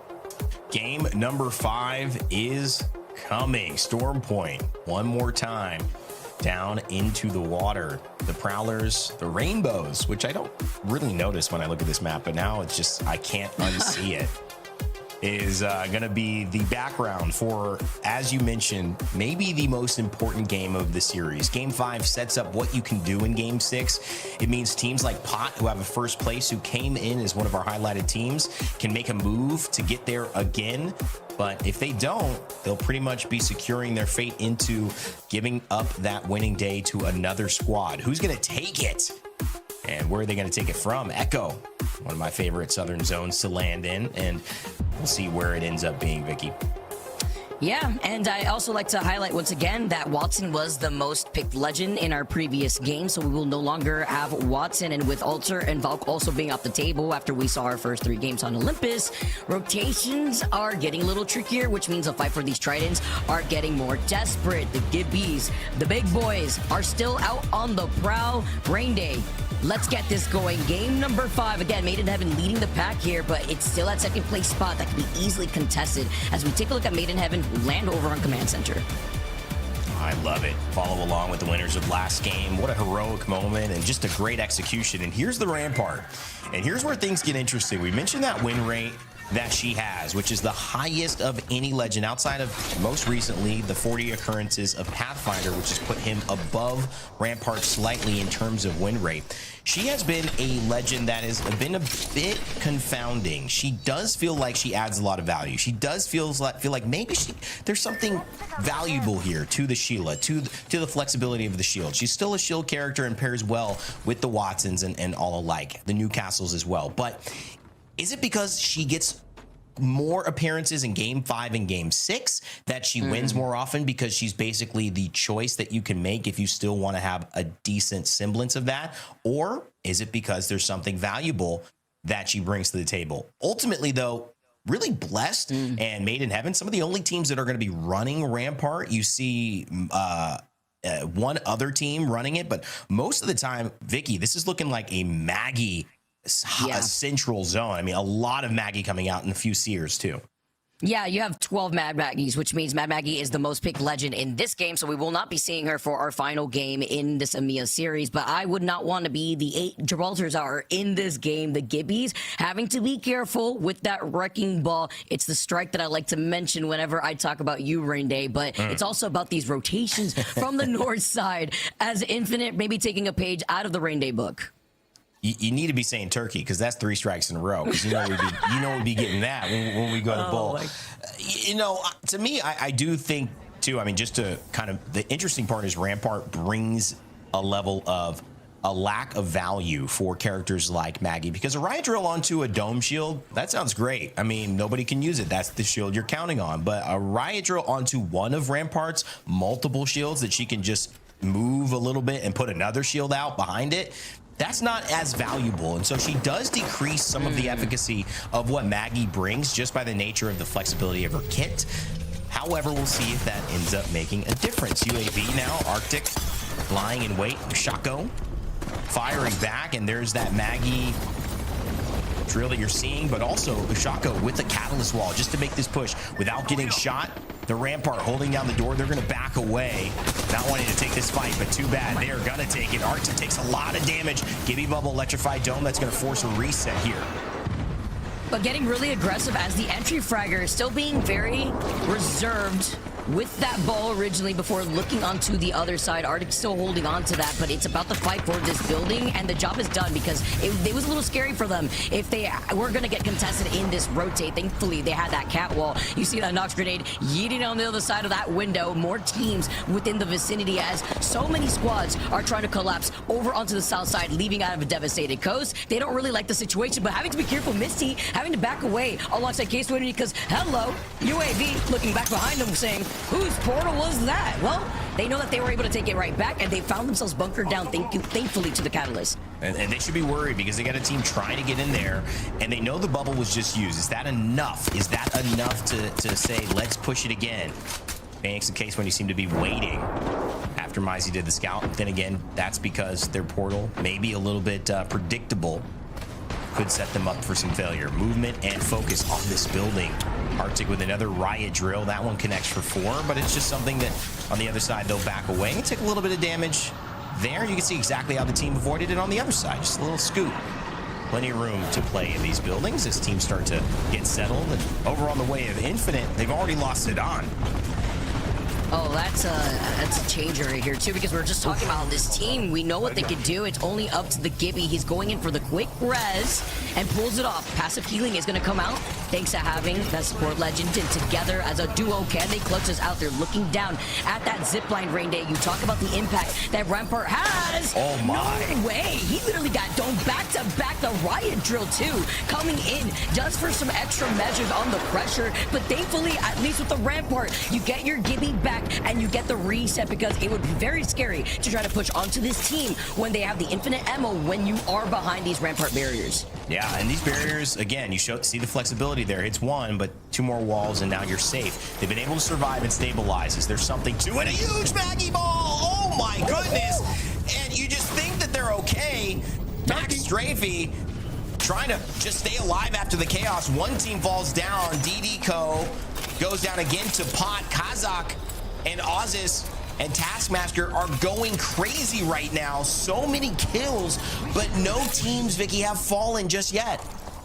Yeah, not yet. Max Strafey now having to stay alive for Blessed. See if they could at least maybe get a reset. Look at this mess right here. Spaghetti all over the floor, because right now there's a fight outside of zone here at Mill. Here's in needs of trouble as Babylon's now pushes in, literally leaving him 1 shot before finding that pick onto 7. That's 2 out. 3 men have not stopped in the way that they've been playing so aggressive, ranging. That is unfortunately the end for SJP2, but they will be able to get the res. It is round 1. That's why you see a lot more of these teams get confident in taking these fights. DSK, though, I want to highlight, while they were involved in that fight, do manage to get out as a solo. So hopefully they could get those banners and get the res. SJP2 don't find themselves near the top. They don't have a lot of kills. They don't have a lot of points. That is not the way you want to do it for any team, but in general, if you were trying to play aggressive, you would have hoped to have seen maybe 12 points off of kills. but they've only got 4 right now. This is a good start to try to up that number. We'll see if they can make a comeback here deep in zone. Is 3 men who took down SJP2. And of course, 3 men in a pretty similar situation. 5 kills to their name. So both teams kind of playing that edge. Maybe the fact that they're kind of, I don't know, hurting each other, trying to do the same exact thing, taking some kills away from one team, really running. And 3 men, you can see also, before we get to where the zone is pulling, which is great for the Horde, great for Hardeki in that squad. Gaming Gladiators also nearby, which we've seen, and Made in Heaven, who were our winners of last game. 3 men and DSK, they're still doing this little back and forth shuffle left and right, trying to keep them out of zone. So 3 men are gonna have to go all the way around, see if they can find a safer way in. At least with the rotational abilities of the Trident, they will be able to safely go over to checkpoint to also get more Evo Shield charge, because they'll get more information and stay away from DSK. And as you already highlighted, Rain Day, where the zone's pooling is going to be a mess once these teams that have to move out of Pylon's side of the zone will eventually be forced to collapse after they see where that next zone is pooling. It's the calm before the storm, though. While everybody has found their positioning up on the high ground, Gaming Gladiators are trying to gatekeep Mamma Mia, who are looking at Bandits over at Stormcatcher. Blessed still down now as a solo are taking some shots too, trying to harass them before having to back away and take a roundabout position where they will also eventually meet up with Gaming Gladiators. Pot. This is a team that, you know, we expect to be performing, and Oz's has certainly performed well, tied for 3rd place with 7 kills on the day, 4 assists, a 78.6 kill participation. That sounds pretty good until you compare it with PRYANIK's Alonzi, who is the top kills with 10 and a 92.9% kill participation. Pretty much nobody's dying without Alonzi being involved in it.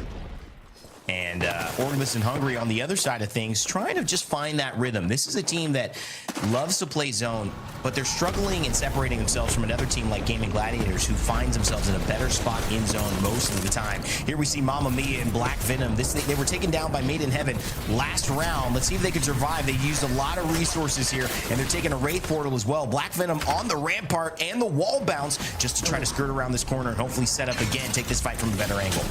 But I'm still worried about the faraway range that Gaming Gladiators have, as kind of want to close out on this fight just as quickly. Bandits now claim another victim. No KP for this team just yet. And while Gaming Gladiators do hear this fight go in, they don't want to give up their positioning from the back end, so they're just looking along. And this is great for Bandits because they're playing around the right side of the wall just as nicely, staying out of their line of sight and cleaning up those 2 members. Really good push from Henchman, and Kinda particularly. Kinda already low, takes enough damage, but anybody who's playing that, half a second later and you're dead. And he pulls away from the fight, almost anticipating he's going to take some damage back, but it's not the point. Henchman pulls around, Light pulls around at that time and finishes it off, barely takes any damage, just a shield cell to get back up to full. And that's an efficient fight from Bandits, who are currently in 4th place. If they lose a lot of health there, yes, they have the armor swaps, but that means medkits too. And you never know if someone's going to be approaching from the backside, trying to 3rd party that. So a really efficient fight,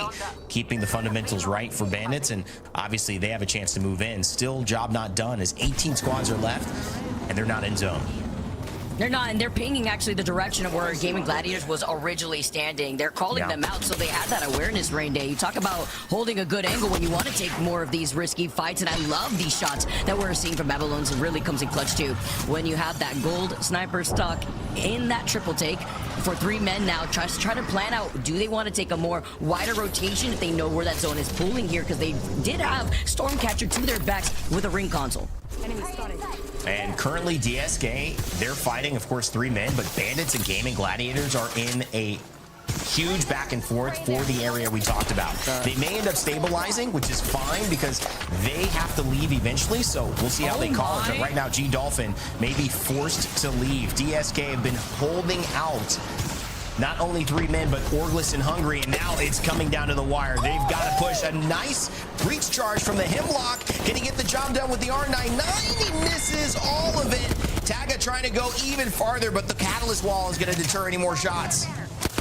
There is not much more G-Dolphin could do right now. He is going crazy. That's my Vantage OTP, but he gets that knock, but they don't want to allow him to reset. But in this range, Havoc Legends have been able to make an appearance in this. 3 men too over on that northwestern side have been able to get away from the left side of that zone where that choke is. But this is close. Havoc Legends still inching very on the edge of this zone. Mamma Mia do manage to get that respawn onto those 2 players, and they are gonna dip and dodge. Where is this Trident going? Havoc Legends now getting involved. And Babylon's looking for the push. Gonna take a grab cannon and just set up to try to hit him in the air. Hits him once. Oh my god, hits him 3 times! Doesn't quite get him. That's more than, you know, I think his life was worth at that point. I'm surprised he stayed alive. Dang. Maybe got a shield cell off as he was jumping up onto the grab launcher. Could be the only reason he survived, because it looked like he had about 20 damage left to his name, but took about 40, 60 or so there. And some good longbow shots and forces the Wraith Q.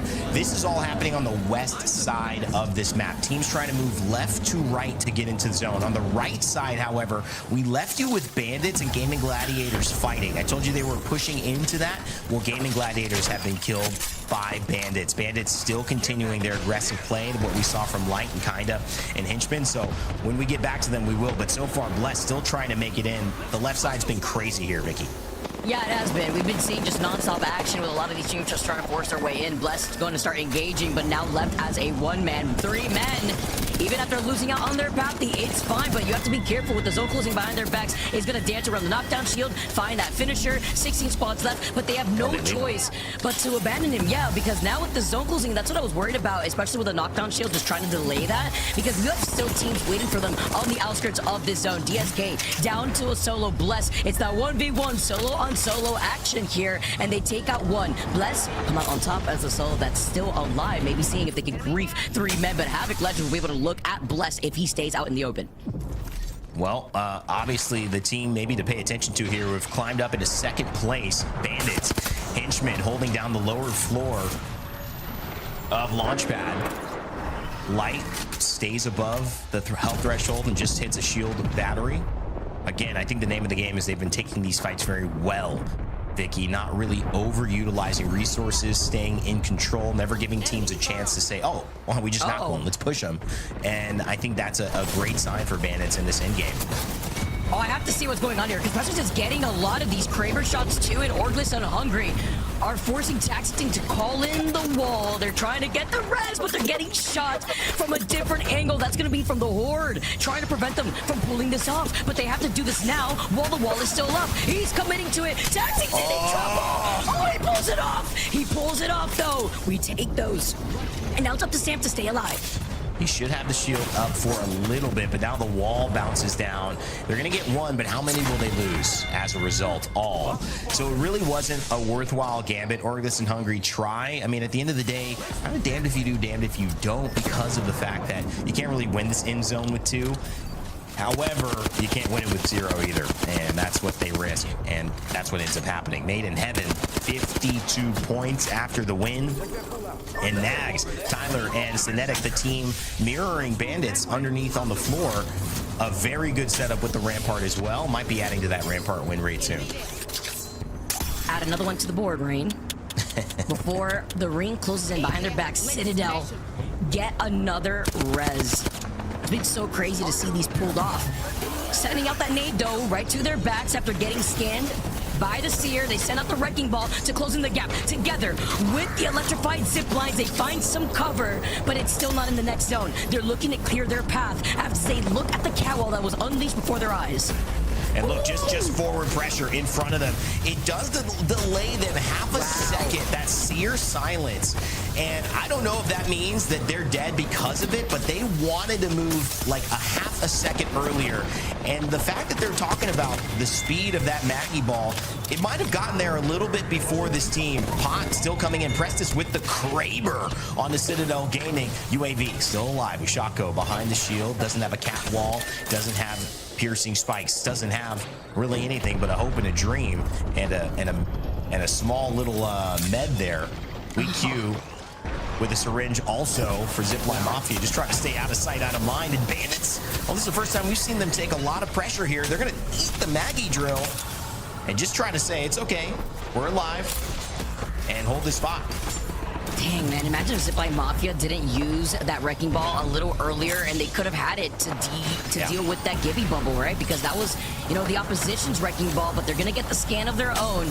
Even after they lose out on Henchmen, a little bit of a better predicament considering they still have 2 up, kind of dancing around and seeing if he can pull this off. They know there are so many teams right around them here. Thankfully, they have that Seer, and they are going to be able to pull off this res. No nades set in their direction. Zipline Mafia, the solo, eventually getting called out. And look at this. I mean, no Watson, so you see the grenade impact. You see how hard it is to hold a spot. Nothing is given. Everything is earned. Or maybe nothing is earned, everything's given. I don't know. We'll see in just a second. So far, it seems like they've had to earn it. Nothing's been easy on this side for Pot, and especially on the side for Bandits. They've been fighting against this other top team. But look at this. Preston and Ozis, they're just up top. They're causing mayhem. They are not in a great position to win this, but because they're a duo and because they have height and longbows, their pressure is immense. It's forcing all these teams to fight against each other. This could be exactly what they want. And now they're going to be able to take this fight after they were able to get that res originally, but it's going to be chaos. You get KP, you get KP, kinda! He sees a buffet, and he feasts. Everybody was one shot, but there's not much you can do. You have to go into the zone. Can he get another one? No, he cannot, but he was moving on them, Rain, and now Made in Heaven in a similar predicament, but they have the Newcastle, and they have the res. I mean, they could be alive. This Newcastle's been amazing from the side of Nags. They've got a Pathfinder, too. What can Cinetic do? Can he pull off some heroics with a grapple? The Rampart walls go up for 1. No Maggie drill. They're happy about that. They can take a deep breath. And 52, 52, 52. It's all that Cinetic can see. It's 52. But now he sees bullets and an exhibit coming down. Nags has 1 mobile shield. He gets silenced just after it, so it buys him some time. But it's looking tough for Made in Heaven. And he grapples up. And he does not come down. Rest in peace.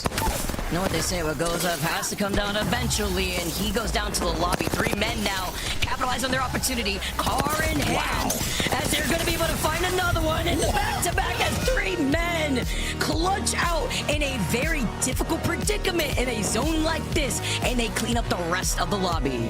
Are you kidding me? From where they came? All the way on the western side, the chaos of fighting between DSK and Orgless and Hungry, and we see a little bit of this fighting, and we go, well, you know, kind of hasn't quite worked out fully, but I mean, and now they're in 4th place. What a performance from 3 men in this game. That's when we're gonna have to look back at, Vicky, and highlight, maybe do some replay, some analysis, bring it up on the next show, because that was incredible that they were somehow at the top of this lobby. Remember, we literally tuned into 3 men taking that fight over by Cenote deep in the zone. They had to go for a roundabout rotation. They took a trident, got away from DSK, like you mentioned, and still being able to approach a zone like that when you were late to the party is so hard. They played around the foundation and the terrain so well. Look at this. They come out in 1st place with a big kahuna, double digits, 15 KP. They went from 15th all the way up. I'm not exactly sure their final placement right now, but they had a 15 points, and they just almost doubled their point total. 15th place, 14 points. They have doubled their point total essentially in 1 game, most of it off of kills. 15 kills. What a banger of a game. Pot also, as a duo towards the late game, you can imagine how much KP they got. 3 men have jumped 11 spots and put themselves in the top 4. Made in Heaven separating themselves still because they got to that final zone and survived long enough. Pot, Bandits, we saw them have a great game. And then, of course, 3 men. Infinite dropped down 3. Vicky, after 5, we've set ourselves up with a pretty tight game 6 where, you know, another 27-point game. That means that even Awakened at this point could jump up into the top 3 if it stays like this. Yeah, you can't sleep. Made in Heaven may have had the lead just temporarily, but look at how the competition's closing in. Even Pot, like, they had a gigabanger of a game. What was it, like 11 KP to their name after that match 5, and still jumping up these 4 spots. UAV, too, starting to wake up just a little bit, but you know what? Better late than never, I always say, Rainy, because we still have another game on our hands. Yes. Yeah, and remember, there's so much that we have gotten from the teams in the Challenger circuit, from the Open all the way to our Pro League. If you want to be a part of the Challenger circuit, make sure to register now. You can go to battlefy.com/ALGS, whether you're in the Americas, EMEA, APAC North, or APAC South. If you like what these pros are doing, think you have a shot, well, sign up. Registration closes for the next one on April 22nd, and I'm excited to see maybe some of you watching in our next ALGS broadcast. All right, that's going to do it for us here. Ray Nate and Vicky Kitty will take a break. When we come back, Vicky and Gaskin will close us out for Game 6 and the end of a great match day here in EMEA. Sony InZone, the official audio and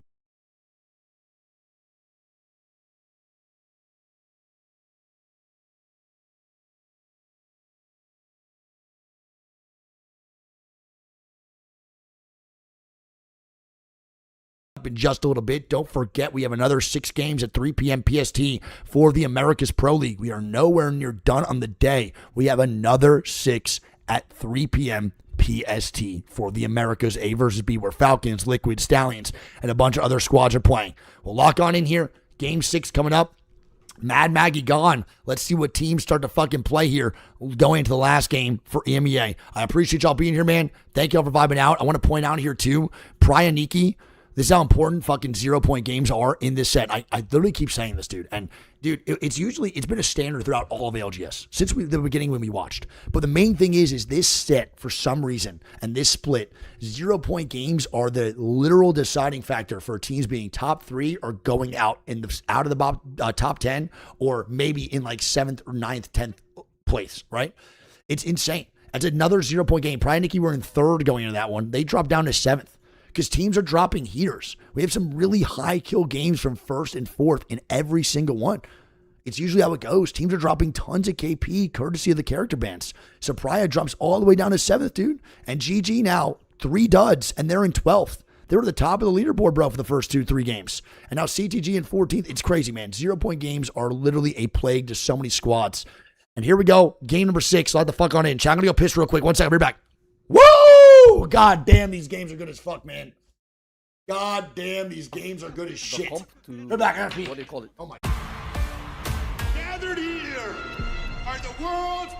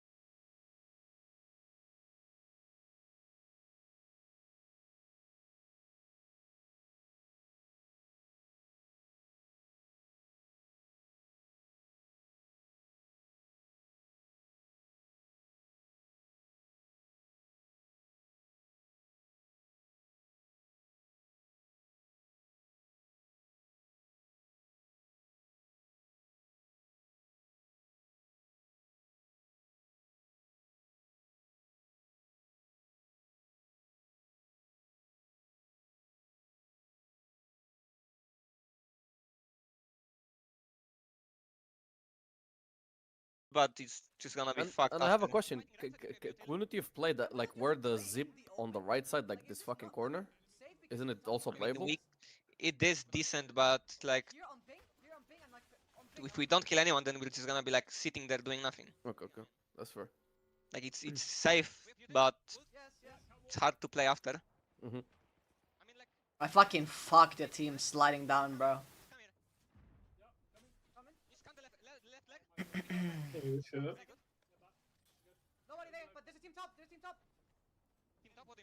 I should have killed the cat sliding down though. That's for sure. Like I just couldn't see him because he was behind the wall, but like he was 1-1. Was he the last? No, he won. That wouldn't have been the last guy. That was one of the other guys. I just saw one guy super glide from fucking God knows what, like from the tree all the way down. The ball! Look at the fucking ball! The ball? Yeah, you can. You saw the fucking ball just not hitting them when I threw it at their head, and it came back to me. Yes. Yeah, it came back It's to bouncing us. around. I got Clxver too, by the way. You got Clxver as well? Yeah, that's how I died on that. How the fuck do they have Clxver up there? I don't know. The Pathy, Like, I don't know, maybe one of them... Oh yeah, they the might- party must they have must grabbed have the, like grabbed the Clxver and then they just looted the box or something. back, man. Let's go. Yeah, but I thought. Yeah, Razor. Shit on, nerd. Get dookied on, bub. Wait, I don't even know if he scanned it. Yeah, get him, mods. Pass that fool around, dude. All right, let's go game 6. Let's do this shit. Getting last OBS in. VNM. I didn't realize that VNM's running this shit in here. Sick. Fuck yeah.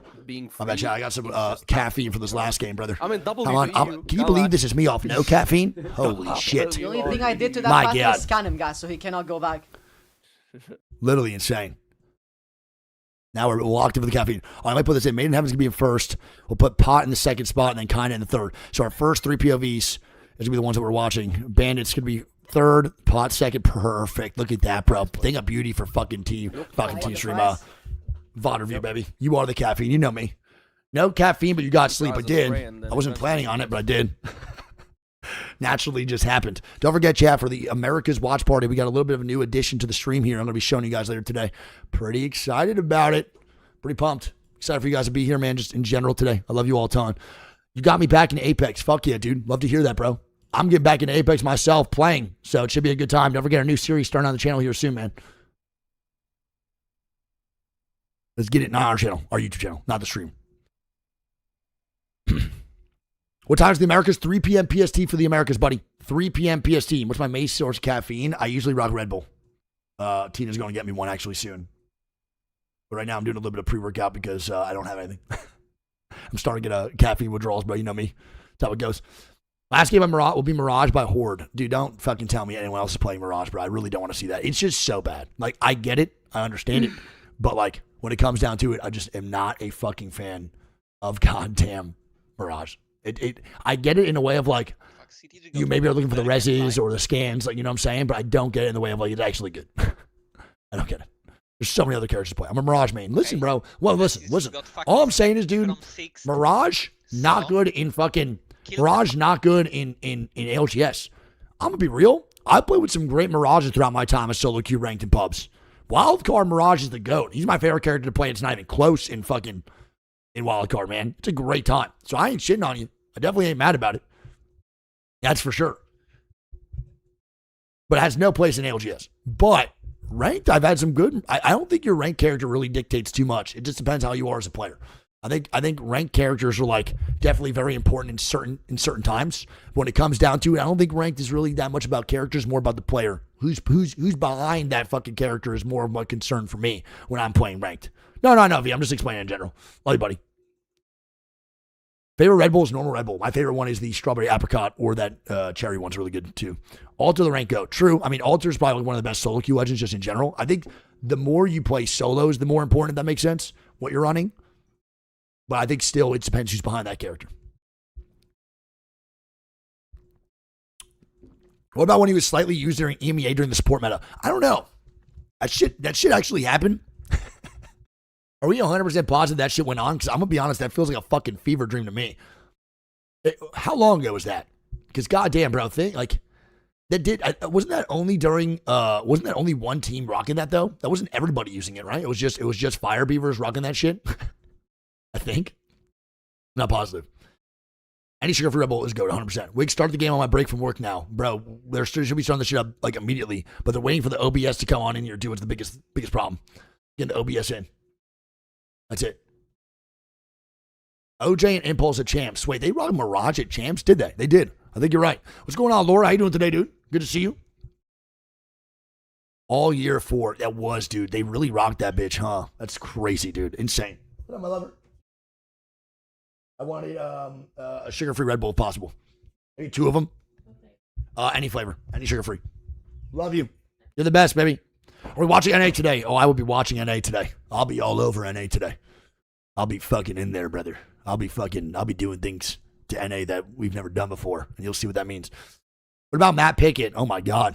Yeah, Matt Pickett was definitely an absurdity, though. I will point out. Actually, that's good lore, dude. For anyone that doesn't know, about back when I competed, so ancient times when I competed in Apex, we had a console player make an insane name for himself. His name was Matt Pickett, Mirage player. And he went from literally console farming. He played on 90 FOV, 3-3 sensitivity. Okay. He started playing in PC lobbies from console. And, dude, he was doing shit. He was doing insane shit. And then he went to pro play, and he was really good. He was actually, no joke, a very hard player to kill. But it was at the point where scrims weren't really taking as serious.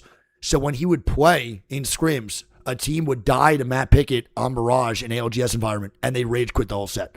So he was actually the number one griefer for a long time in our scrims, because it would be an EMP Mirage push, and he would just fuck on people, bro, with 90 FOV.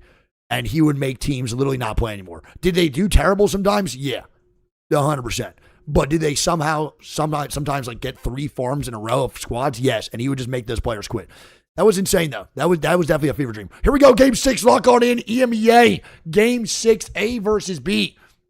We got the Crypto, Alter, Mad Maggie, Watson, and Valk ban. He did rock 2 times on the Prowler. That was a 2 times. It wasn't always 2, though, I don't think. It was his bread and butter. All right, let's see. Let's see what goes on. We're talking about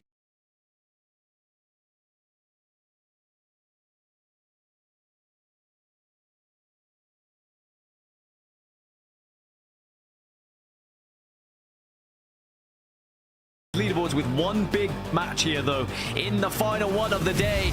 It is EMEA going toe-to-toe here in match 6. Who is going to be able to take things away? Will we see a surprise, or is it going to continue to be dominance from Made in Heaven?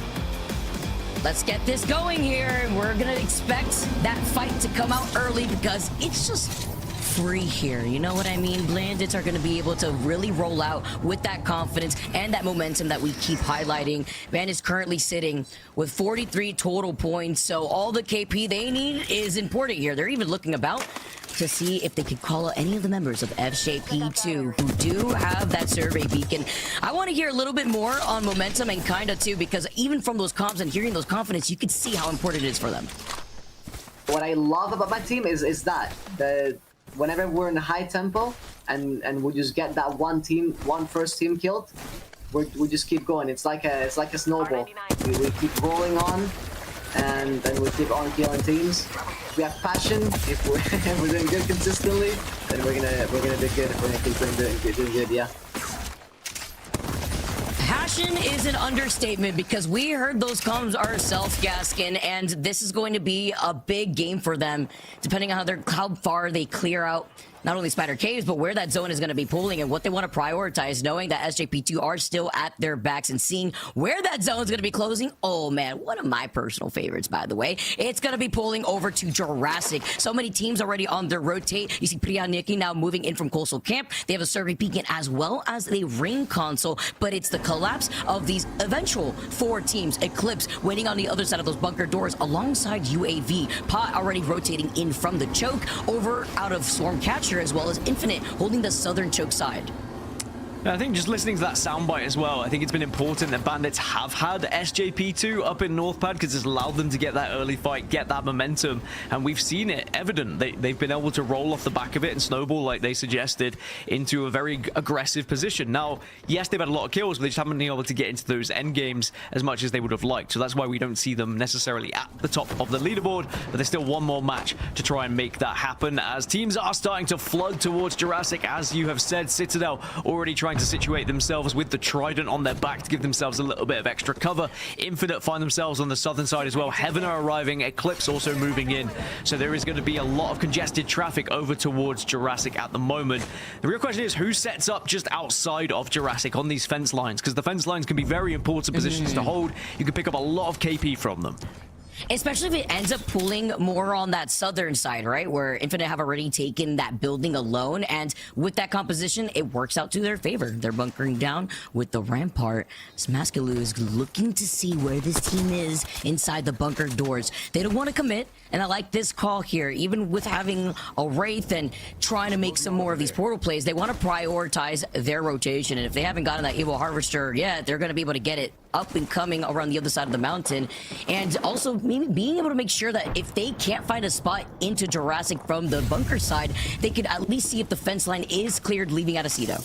Couple of fights happening at the same time. You got this one at Barometer. There's also one happening up towards Zeus' side with Gaming Gladiators and Orgless and Hungary. So a few teams in early engagements just trying to assert some dominance in certain areas, but it looks like they're going to back off away from this one, as are GG and Orgless and Hungary. As I say that, no, GG are going to get a lot of damage, but Tafe gets ripped to shreds. That was the LeBron nade, man. That was insane. Pulls out too insane. Is insane. I have to repeat it. Gaming Gladiators now. They fully dive down. They slide in and they wipe out Orgless and Hungry. Very clean fight, and they do it rather quickly because SJP2 want to capitalize. I do hear an evac tower in the distance. They're going to rotate on the outside of Gaming Gladiators, and they do hear them. They put down the defense and they're looking to reset, but they do not want to give up on this high ground. Insane in the men's zone. Insane in the brain. Just this is what you want from him, though. That's the kind of player that GG wanted to pick up. Someone who has that clutch potential and that impact of just sheer amount of damage output.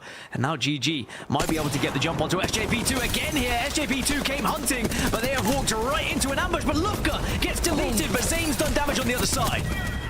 And finishing things off, it's all up to Zane, and SJP2 are eliminated. Look at the amount of KP they have this early on, and it's still round one closing in. 6 KP in favor for Gaming Gladiators, and Zane, with game number 6 on their backs, are looking to keep up this momentum.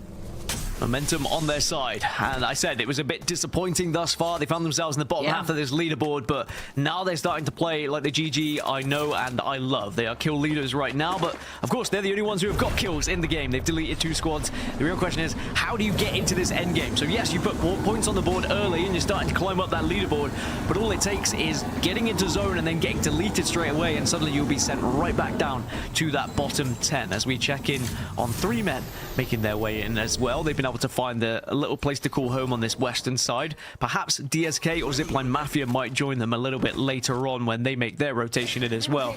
But most people within this next zone now, I think there's only 4 teams who have not made it through. Make it 5, Vicky. They still have to move in.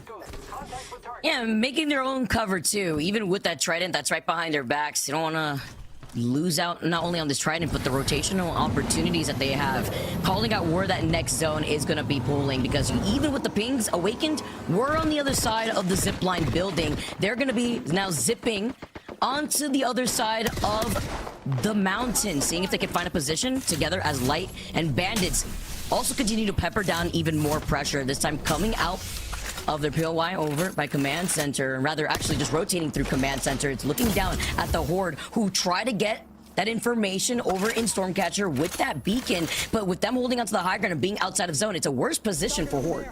Yeah, I like this from Bandits as well. They're not kind of playing the situation they find themselves in where they're going to be, you know, oh, we need points to get into first place. Let's just play zone. We'll play this one slow. Hopefully other teams get eliminated. No, they are going full on at other teams. When they see a vulnerable team, they try and take them down. Horde are trying to skirt around past them at the moment, and they might have just timed this one perfectly.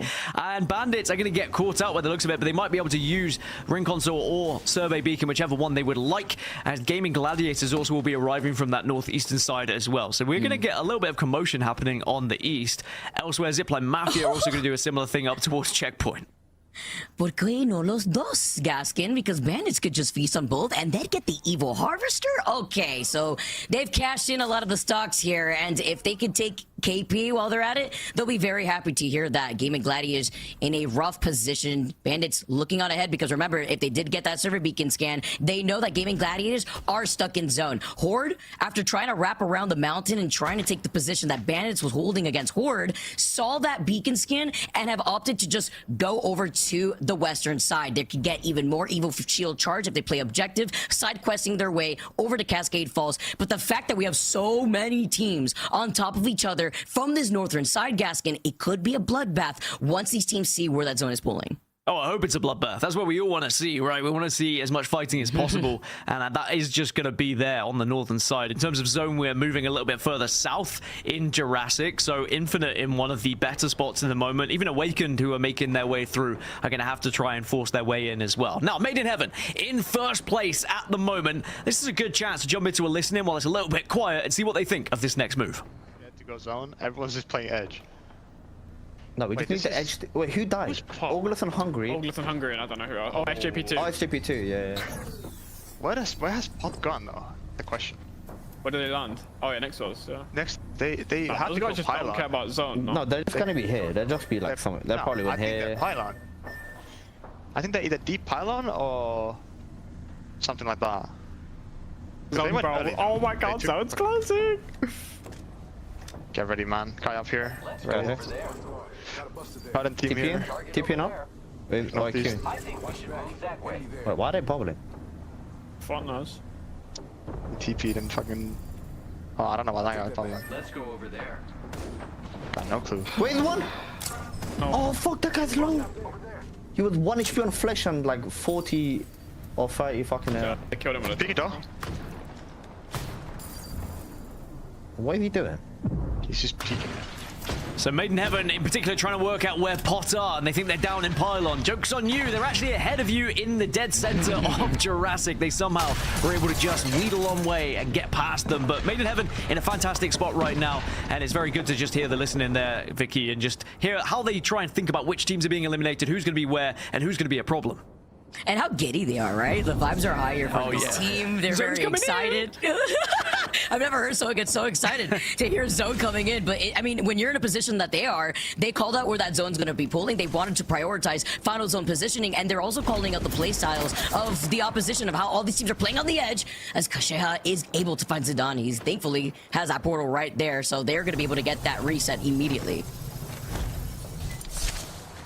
Yep, get the reset back up. Got a little bit overzealous and wanted to just check that drop and see if you can get anything to help you in this final circle.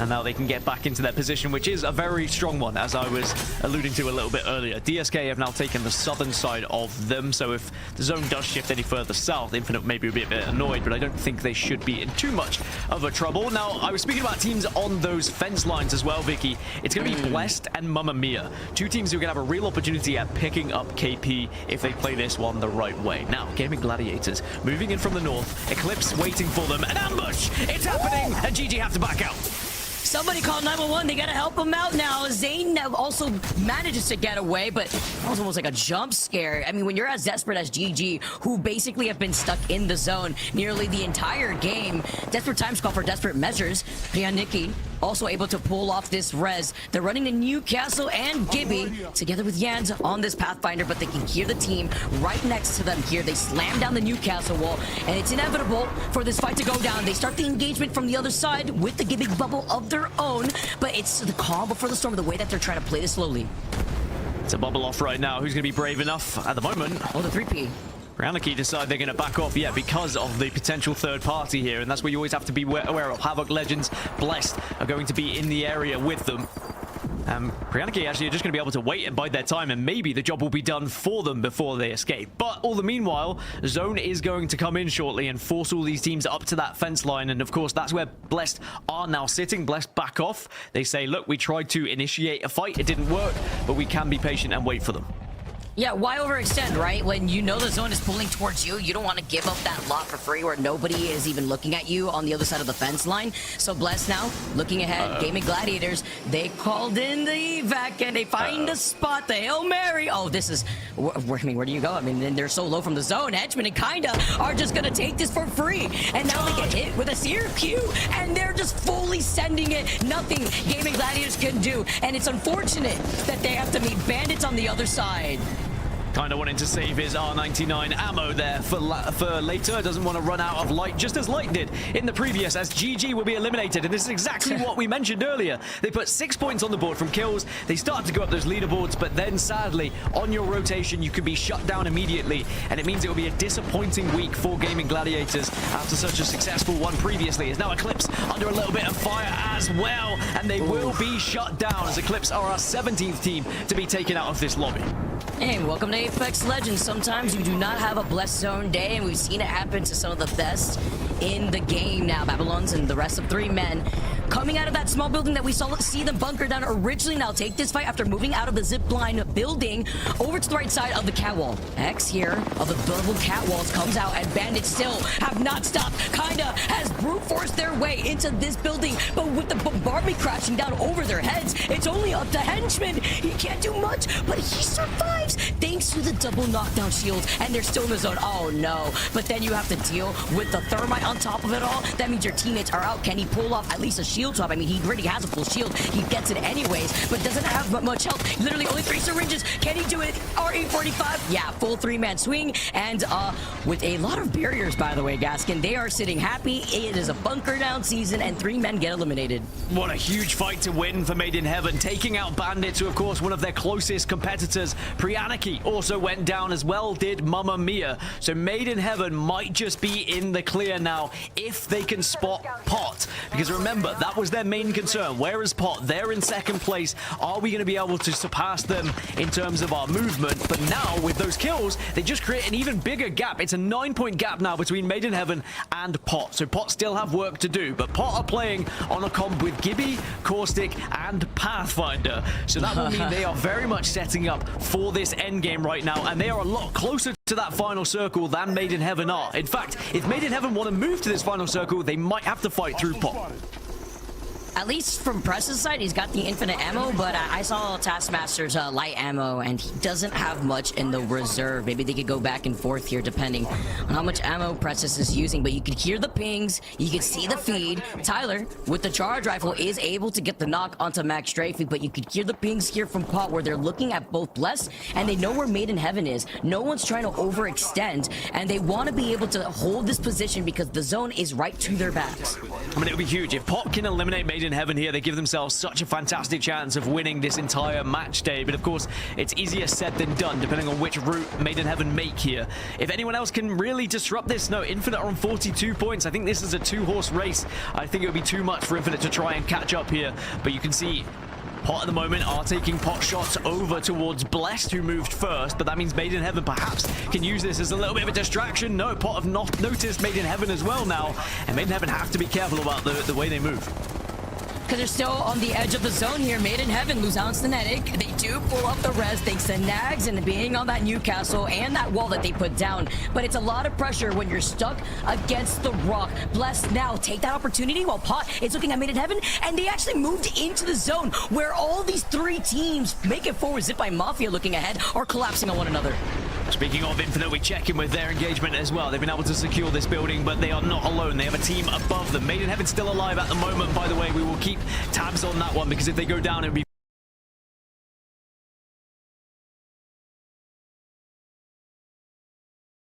very important for the grand scheme of things. Infinite reluctant to take this fight right now, but they are definitely prepared in case this team drops on them. With the bombardment coming out on top, it doesn't mean that there's going to be a push right now, because there's also a team underneath them. This is absolutely carnage in this building.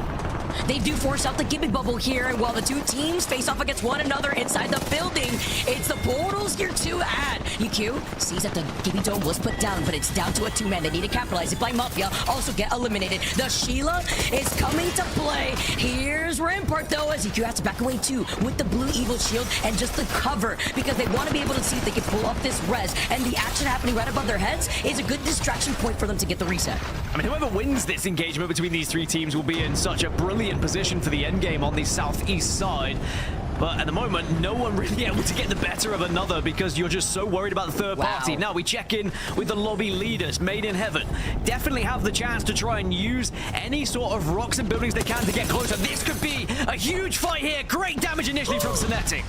The fact that they were able to close in the gap and not get shot out, though, is huge here for Made in Heaven, because they were in a difficult position behind the rock. They reset after they were able to get the res, and they're facing up against Pot, who currently sits in second place with 51 points. Made in Heaven wanting to engage on their lead. They have the Sheila. They're playing up the high ground. They're looking at the action up ahead, and they're capitalizing off of a rotate instead. They haven't got it down yet. That's actually insane that they got away with that. This is an attempt to win the game, but it's not going well at the moment. Stanetic and Nax down. Tyler falls as well as Made in Heaven eliminated. So job done. Pot now have the opportunity to potentially win this match week if they can stay alive themselves. And of course, they need 9 more points to surpass Made in Heaven here. So it isn't done just yet. They still have to do quite a bit here, but certainly have the opportunity now. Before Pot now look over to the left side of the action, that could be their opportunity to move forward, but there is a solo waiting right behind Pot. They're not going to take shots because their priority is surviving. That's Suki, by the way. ZQ still down to a duel that is infinite because everyone's also trying to help with the suppressed fire, but they're right here next to them. The Sheila! There's only so much you can do, but playing around their own red wall, they're back against the zone. It's just too much pressure. Gaskin Blessed is still here putting in the pressure with the Hemlock themselves. The solo's still alive. 6 squads left. Citadel, another solo that's directly in the middle of the Horde. I mean, it's a fantastic comp to work with as well here for Pot. They have the ability to use the bubble and, of course, the caustic gas later on, and they have the Pathfinder for rotation if they want to use it. They don't know there's a solo right next to them, by the way, which could be massive, not only for the extra placement, but also an extra KP, as Heaven have one remaining player who are just behind Pot and actually could be a thorn in their side if they don't spot them quickly. As in 10 seconds, Pot are going to have to move. As eyes on the second place team right now. Where do they go? It's a similar attempt. It's a zip into the center zone, but they're being pressured, but the bubbles come out, and now the push comes from the Horde, who look to try and win this one for Made in Heaven, and it looks like they've done just that because Pot get eliminated. Surely one last ditch attempt. How are they still alive? Finally they go down as Pot are done. I was looking at that caustic gas and it just took chunks out of them. Suki, by the way, is getting some KP. They get Kazak, the solo that is having her right now. Pot just trying to take a book out of the Made in Heaven playbook, and now Horde looking at having her Blessed capitalize. They wrap up behind them. The solo now is looking down at the 3-man that is Blessed, but can DSK actually be the saving grace for this solo to pop off? And what a chance for Heaven to try and put more points on the board as well. G-Dolphin gets spotted from behind. Suki goes down though, down to the last 2. It's Blessed versus DSK. Blessed just as a duo, but that doesn't mean this is done just yet. They've got the high ground now. Look at this positioning from Max Strafey. Pathy Maids, it's time to feast. Max Strafey in prime positioning right now, but Min needs help. He needs help right now, Max. It's just down to the solo. In this 2v2 now going down. Max Strafey goes crazy. Has to go back, no. But the ring actually ends up being the double-edged sword here. DSK, even on the low ground, are able to take our final game of the day. I mean, what a crazy last match it was to try and see who was going to be first place here. Made in Heaven made them move first, and then almost identically, we saw Pot eliminated in pretty much the same way. But it is going to be DSK who put a win on the board in match 6, which will give them a good amount of points to go a little bit further up the leaderboard, but I still feel like they're hovering around the 15th place mark.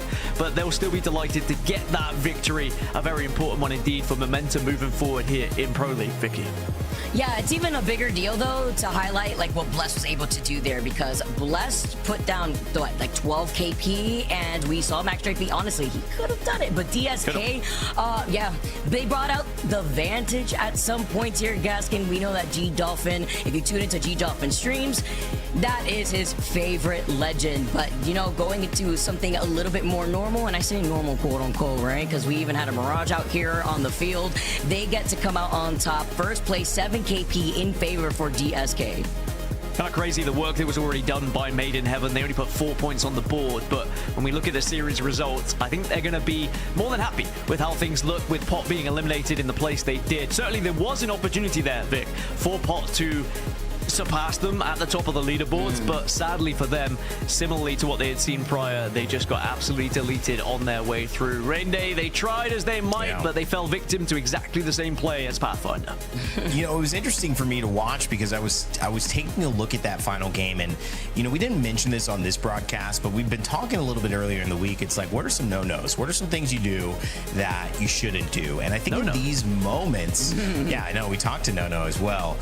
I think you've got to look at the Horde here. I feel like they all in to fight that they couldn't. It basically resulted in, if you pushed into that Gibby bubble, which was electrified, you were going to die because it was just too much time and you took too much damage to do it. And that's what happened. They both died. It cost Pot the game. And you could say that it was worth it for Horde, but Horde wasn't really fighting for anything, and it wasn't a great play to win, and it was not even a play to get second. It was a play to, like, keep 5th. And so I'm kind of curious, if that's going to be a little bit of contention. Pot looking at like, why did they full send us right there? Like they pushed through the bubble. They died right after. That's ridiculous. But overall, what a day for Made in Heaven. Pot will take second. I don't know if there's a way to see series results again or someone can reference it. I'm curious what Horde was. What would they have gotten if they had won that game? Because I think they were in 8th place after today. I know they were currently in 14th place in the league. Would that have been enough had they won that, say, the extra 8-10 points to jump up to 3rd? I mean, would that have been a difference for them? I'm curious about it because that conversation's still lingering on me, that final play, Dan. But ultimately, I mean, it was really a show about how Made in Heaven got that consistency. Let's take a look at this kill leaderboard because the consistency across the board was amazing. But from Made in Heaven and Cinetic to Kinda and Henchman as well on Bandits, there were great individual performances on our Sony in-zone kill leaderboard that, you know, really made the difference. Yeah, if you're wondering which weapons to use in your ranked games, here's a perfect example. Those 5 for the most part. The R99, of course, so oppressive at the moment in close range combat. The Hemlock almost everywhere as well, not only for the sheer power of it being automatic now, but also that breach charge can be so detrimental against certain legends who find themselves in a position where they're exposed by the splash damage that we see from it. RE45 also featuring as well as the alternator, and of course that triple take, which we know can do so much damage. But definitely one thing to look at if you are just struggling a little bit in your games of what weapons to be picking up. I don't know, Dan. When I use an R9, it doesn't do any damage. I think it's because the bullets aren't hitting your mouse and keyboard. Yeah, okay, there it is. That must be the problem, yeah. I mean, I ultimately do, Vicky, think that there's some good weapons there. RE45 also getting a little bit of love, even after the nerfs. A permanent change. We got some elite weapons up in here. I got to give a big shout out to the Apex dev team. That's been pretty fun to see the guns revamped like that. And Hemlock, obviously, the latest one to get that. But either way, it doesn't stop Henchman from claiming the top kill leaderboard. And honestly, I mean, the consistency is what I'm most impressed with, Vicky, right there. Yeah, I like this too because then you start ramping up. We get the good vibes here from this team. Henchman, you know, being on that caustic and showcasing the consistency, but then having to flex over to Catalyst and staying Catalyst for those 3 final games, Rain Day, allow you to get a lot more comfortable too. You're still finding the 4 KP on the board. You have those walls, which we have seen from so many teams on Stormpoint, how important it is when it comes to either isolating players, isolating fights, or helping out with rotations. That's so true. And, you know, a big shout out to our stats team and a big shout out to Hugo particularly. He said that EMEA in America, they're very keen to use the R9. Imagine we get to a tournament and the crowd goes, Hugo! I want to see that for stats. Love for stats. The R99, I mean, that's really the weapon. APAC North, though, bringing the love for the RE45. I think we've seen some of the differences regionally. We're going to continue to see it. It's funny because as the game has grown, Dan, what we've kind of like only done at LAN, we have to do more of now because, you know, these regions are so interconnected, especially when you get to the consistency of them playing in these leagues now for 5-6 years, all of these regions getting support, you know, Japan becoming the kind of the pinnacle of where we play our biggest tournament in Apex Legends. You know, what Japan is doing used to be like, oh, let's see if a team from, you know, Japan or Korea can be a star here in this land. Now it's like, no, they're oftentimes driving the meta and also informing some of our Americas and EMEA's players, you know, what will work when it comes down to the most important tournaments we have. Yeah, you have to be aware of every single meta that's developing in every single region so you can be prepared when you do get to international competition right there. Well, I've got a guy who's no stranger to international competition. I remember him getting an interview on stage after having a bright performance at one of our LANs a few years ago. Eager to make it back there and obviously to have some great representation. Hello. We've got Made in Heaven's Nags joining us again. What's up, Nags? How you doing? I'm doing good. How you guys doing? I'm doing good, man. I gotta say, little somber. Can you hear me? Little somber of an attitude you got going on. I want to see the bright, smiling Nags. What's going on, man? You got the lights off. What's happening? No, we're definitely excited for the win. Like we wanted this like really bad, but yeah, man. We're just like chilling because you know it's still Pro League Day 3. You don't want to be like too crazy. So like week by week. Got you. Trying to stay locked in, stay focused. Job's not done. Let me ask you again. Yeah. You know, the play I want to talk about was when you guys in match number 4 had to reset without Cinetic. You and Tyler working together, and then finally got that pull off. You guys got the win. I want to know a little bit about how your synergy has been with Tyler, and obviously with Synetic here leading. How have you guys meshed together this season so far, in your eyes?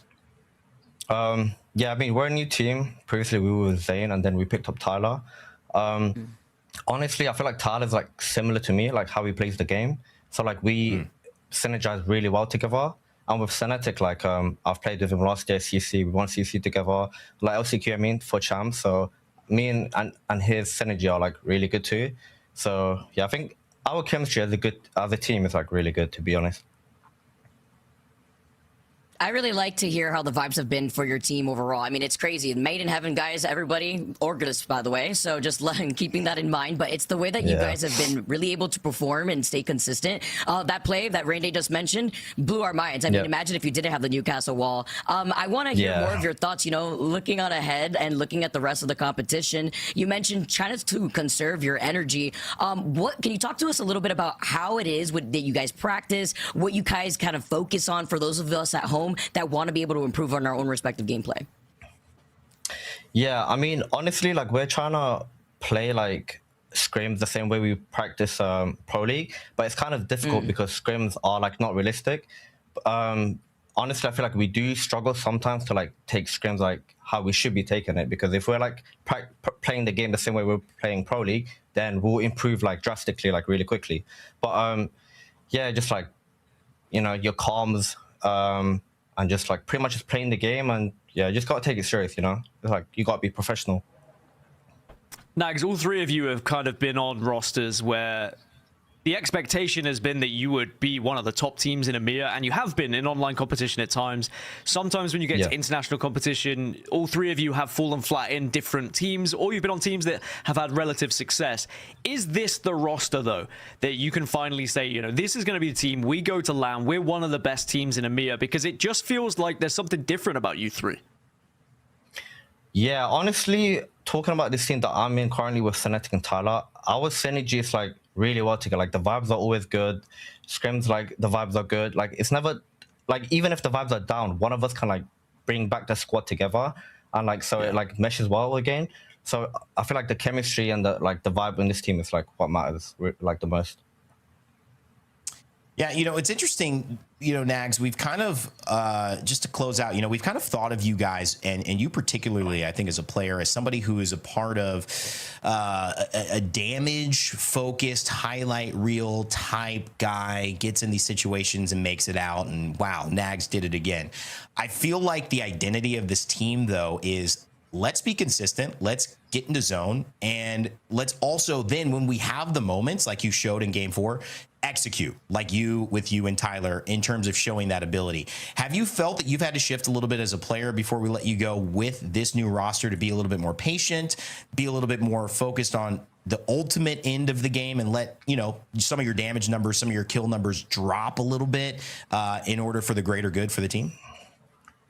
Yeah, definitely. Because I used to play like anchor, but right now I'm like playing Newcastle, like crypto, which is like, it's like really hard anchor. So like I need to like step back. Even like Game 3 where the zone was put into us, it was like a 3-1 and I climbed. Like right then it's like, because I used to play Fragger when I started, so like shifting all the way to like, you know, like the crypto, the Newcastle, I need to really like change my gameplay. Like, but I feel like my Newcastle is improving like drastically.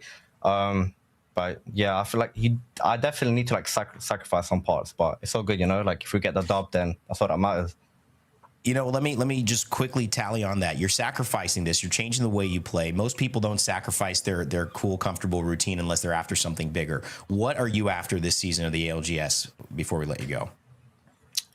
Honestly, obviously it's good to like qualify for Pro League and EWC and stuff, but my goal as a player is like I want to do like really well. I want to like win a LAN when it comes to like, you know, EWC, these big tournaments. Like Pro League, of course, is, you know, it's amazing doing good, but yeah, my goal is like way higher than just Pro League. Yeah, and I'm pretty sure it's for the same for my team as well. Like Synetic is like a new player as well.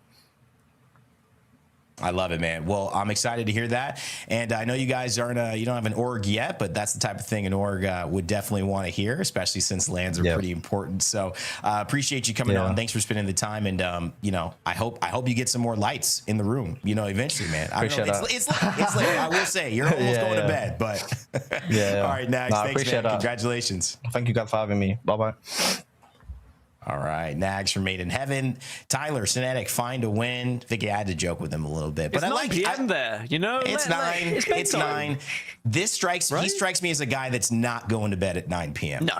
Well, they're, you know, all three of them are like ranked grinders, gamers, right? Like that's how, that's kind of what I was saying in the question. Like they've been up there as these like online kids who are so good throughout Pro League and they play so aggressive, then they get to LAN and they don't necessarily meet those expectations. But as you pointed out, as he was mentioning as well, they've been a lot more placement heavy this season. They have taken a step back and been like, well, perhaps we shouldn't push this fight because it's not really going to benefit us, and meta changes and stuff like that. But they're certainly looking good at the moment. Yeah, it's been a great shift. Vicky, your thoughts on Nags and, you know, kind of closing out here in EMEA? I like how he highlighted how he has to be uncomfortable first to find his growth, because if you're already comfortable, that means that you don't really know what to work on. And the fact that he's completely shifted his playstyle and found success, he was saying his Newcastle was getting pretty good. The plays that we saw today, I mean, he's got it up there already, but I also like the respect that Nags has with the rest of the competition, on top of the factoring day, that and Gasket, of course, that we are all together again here for another Pro League day.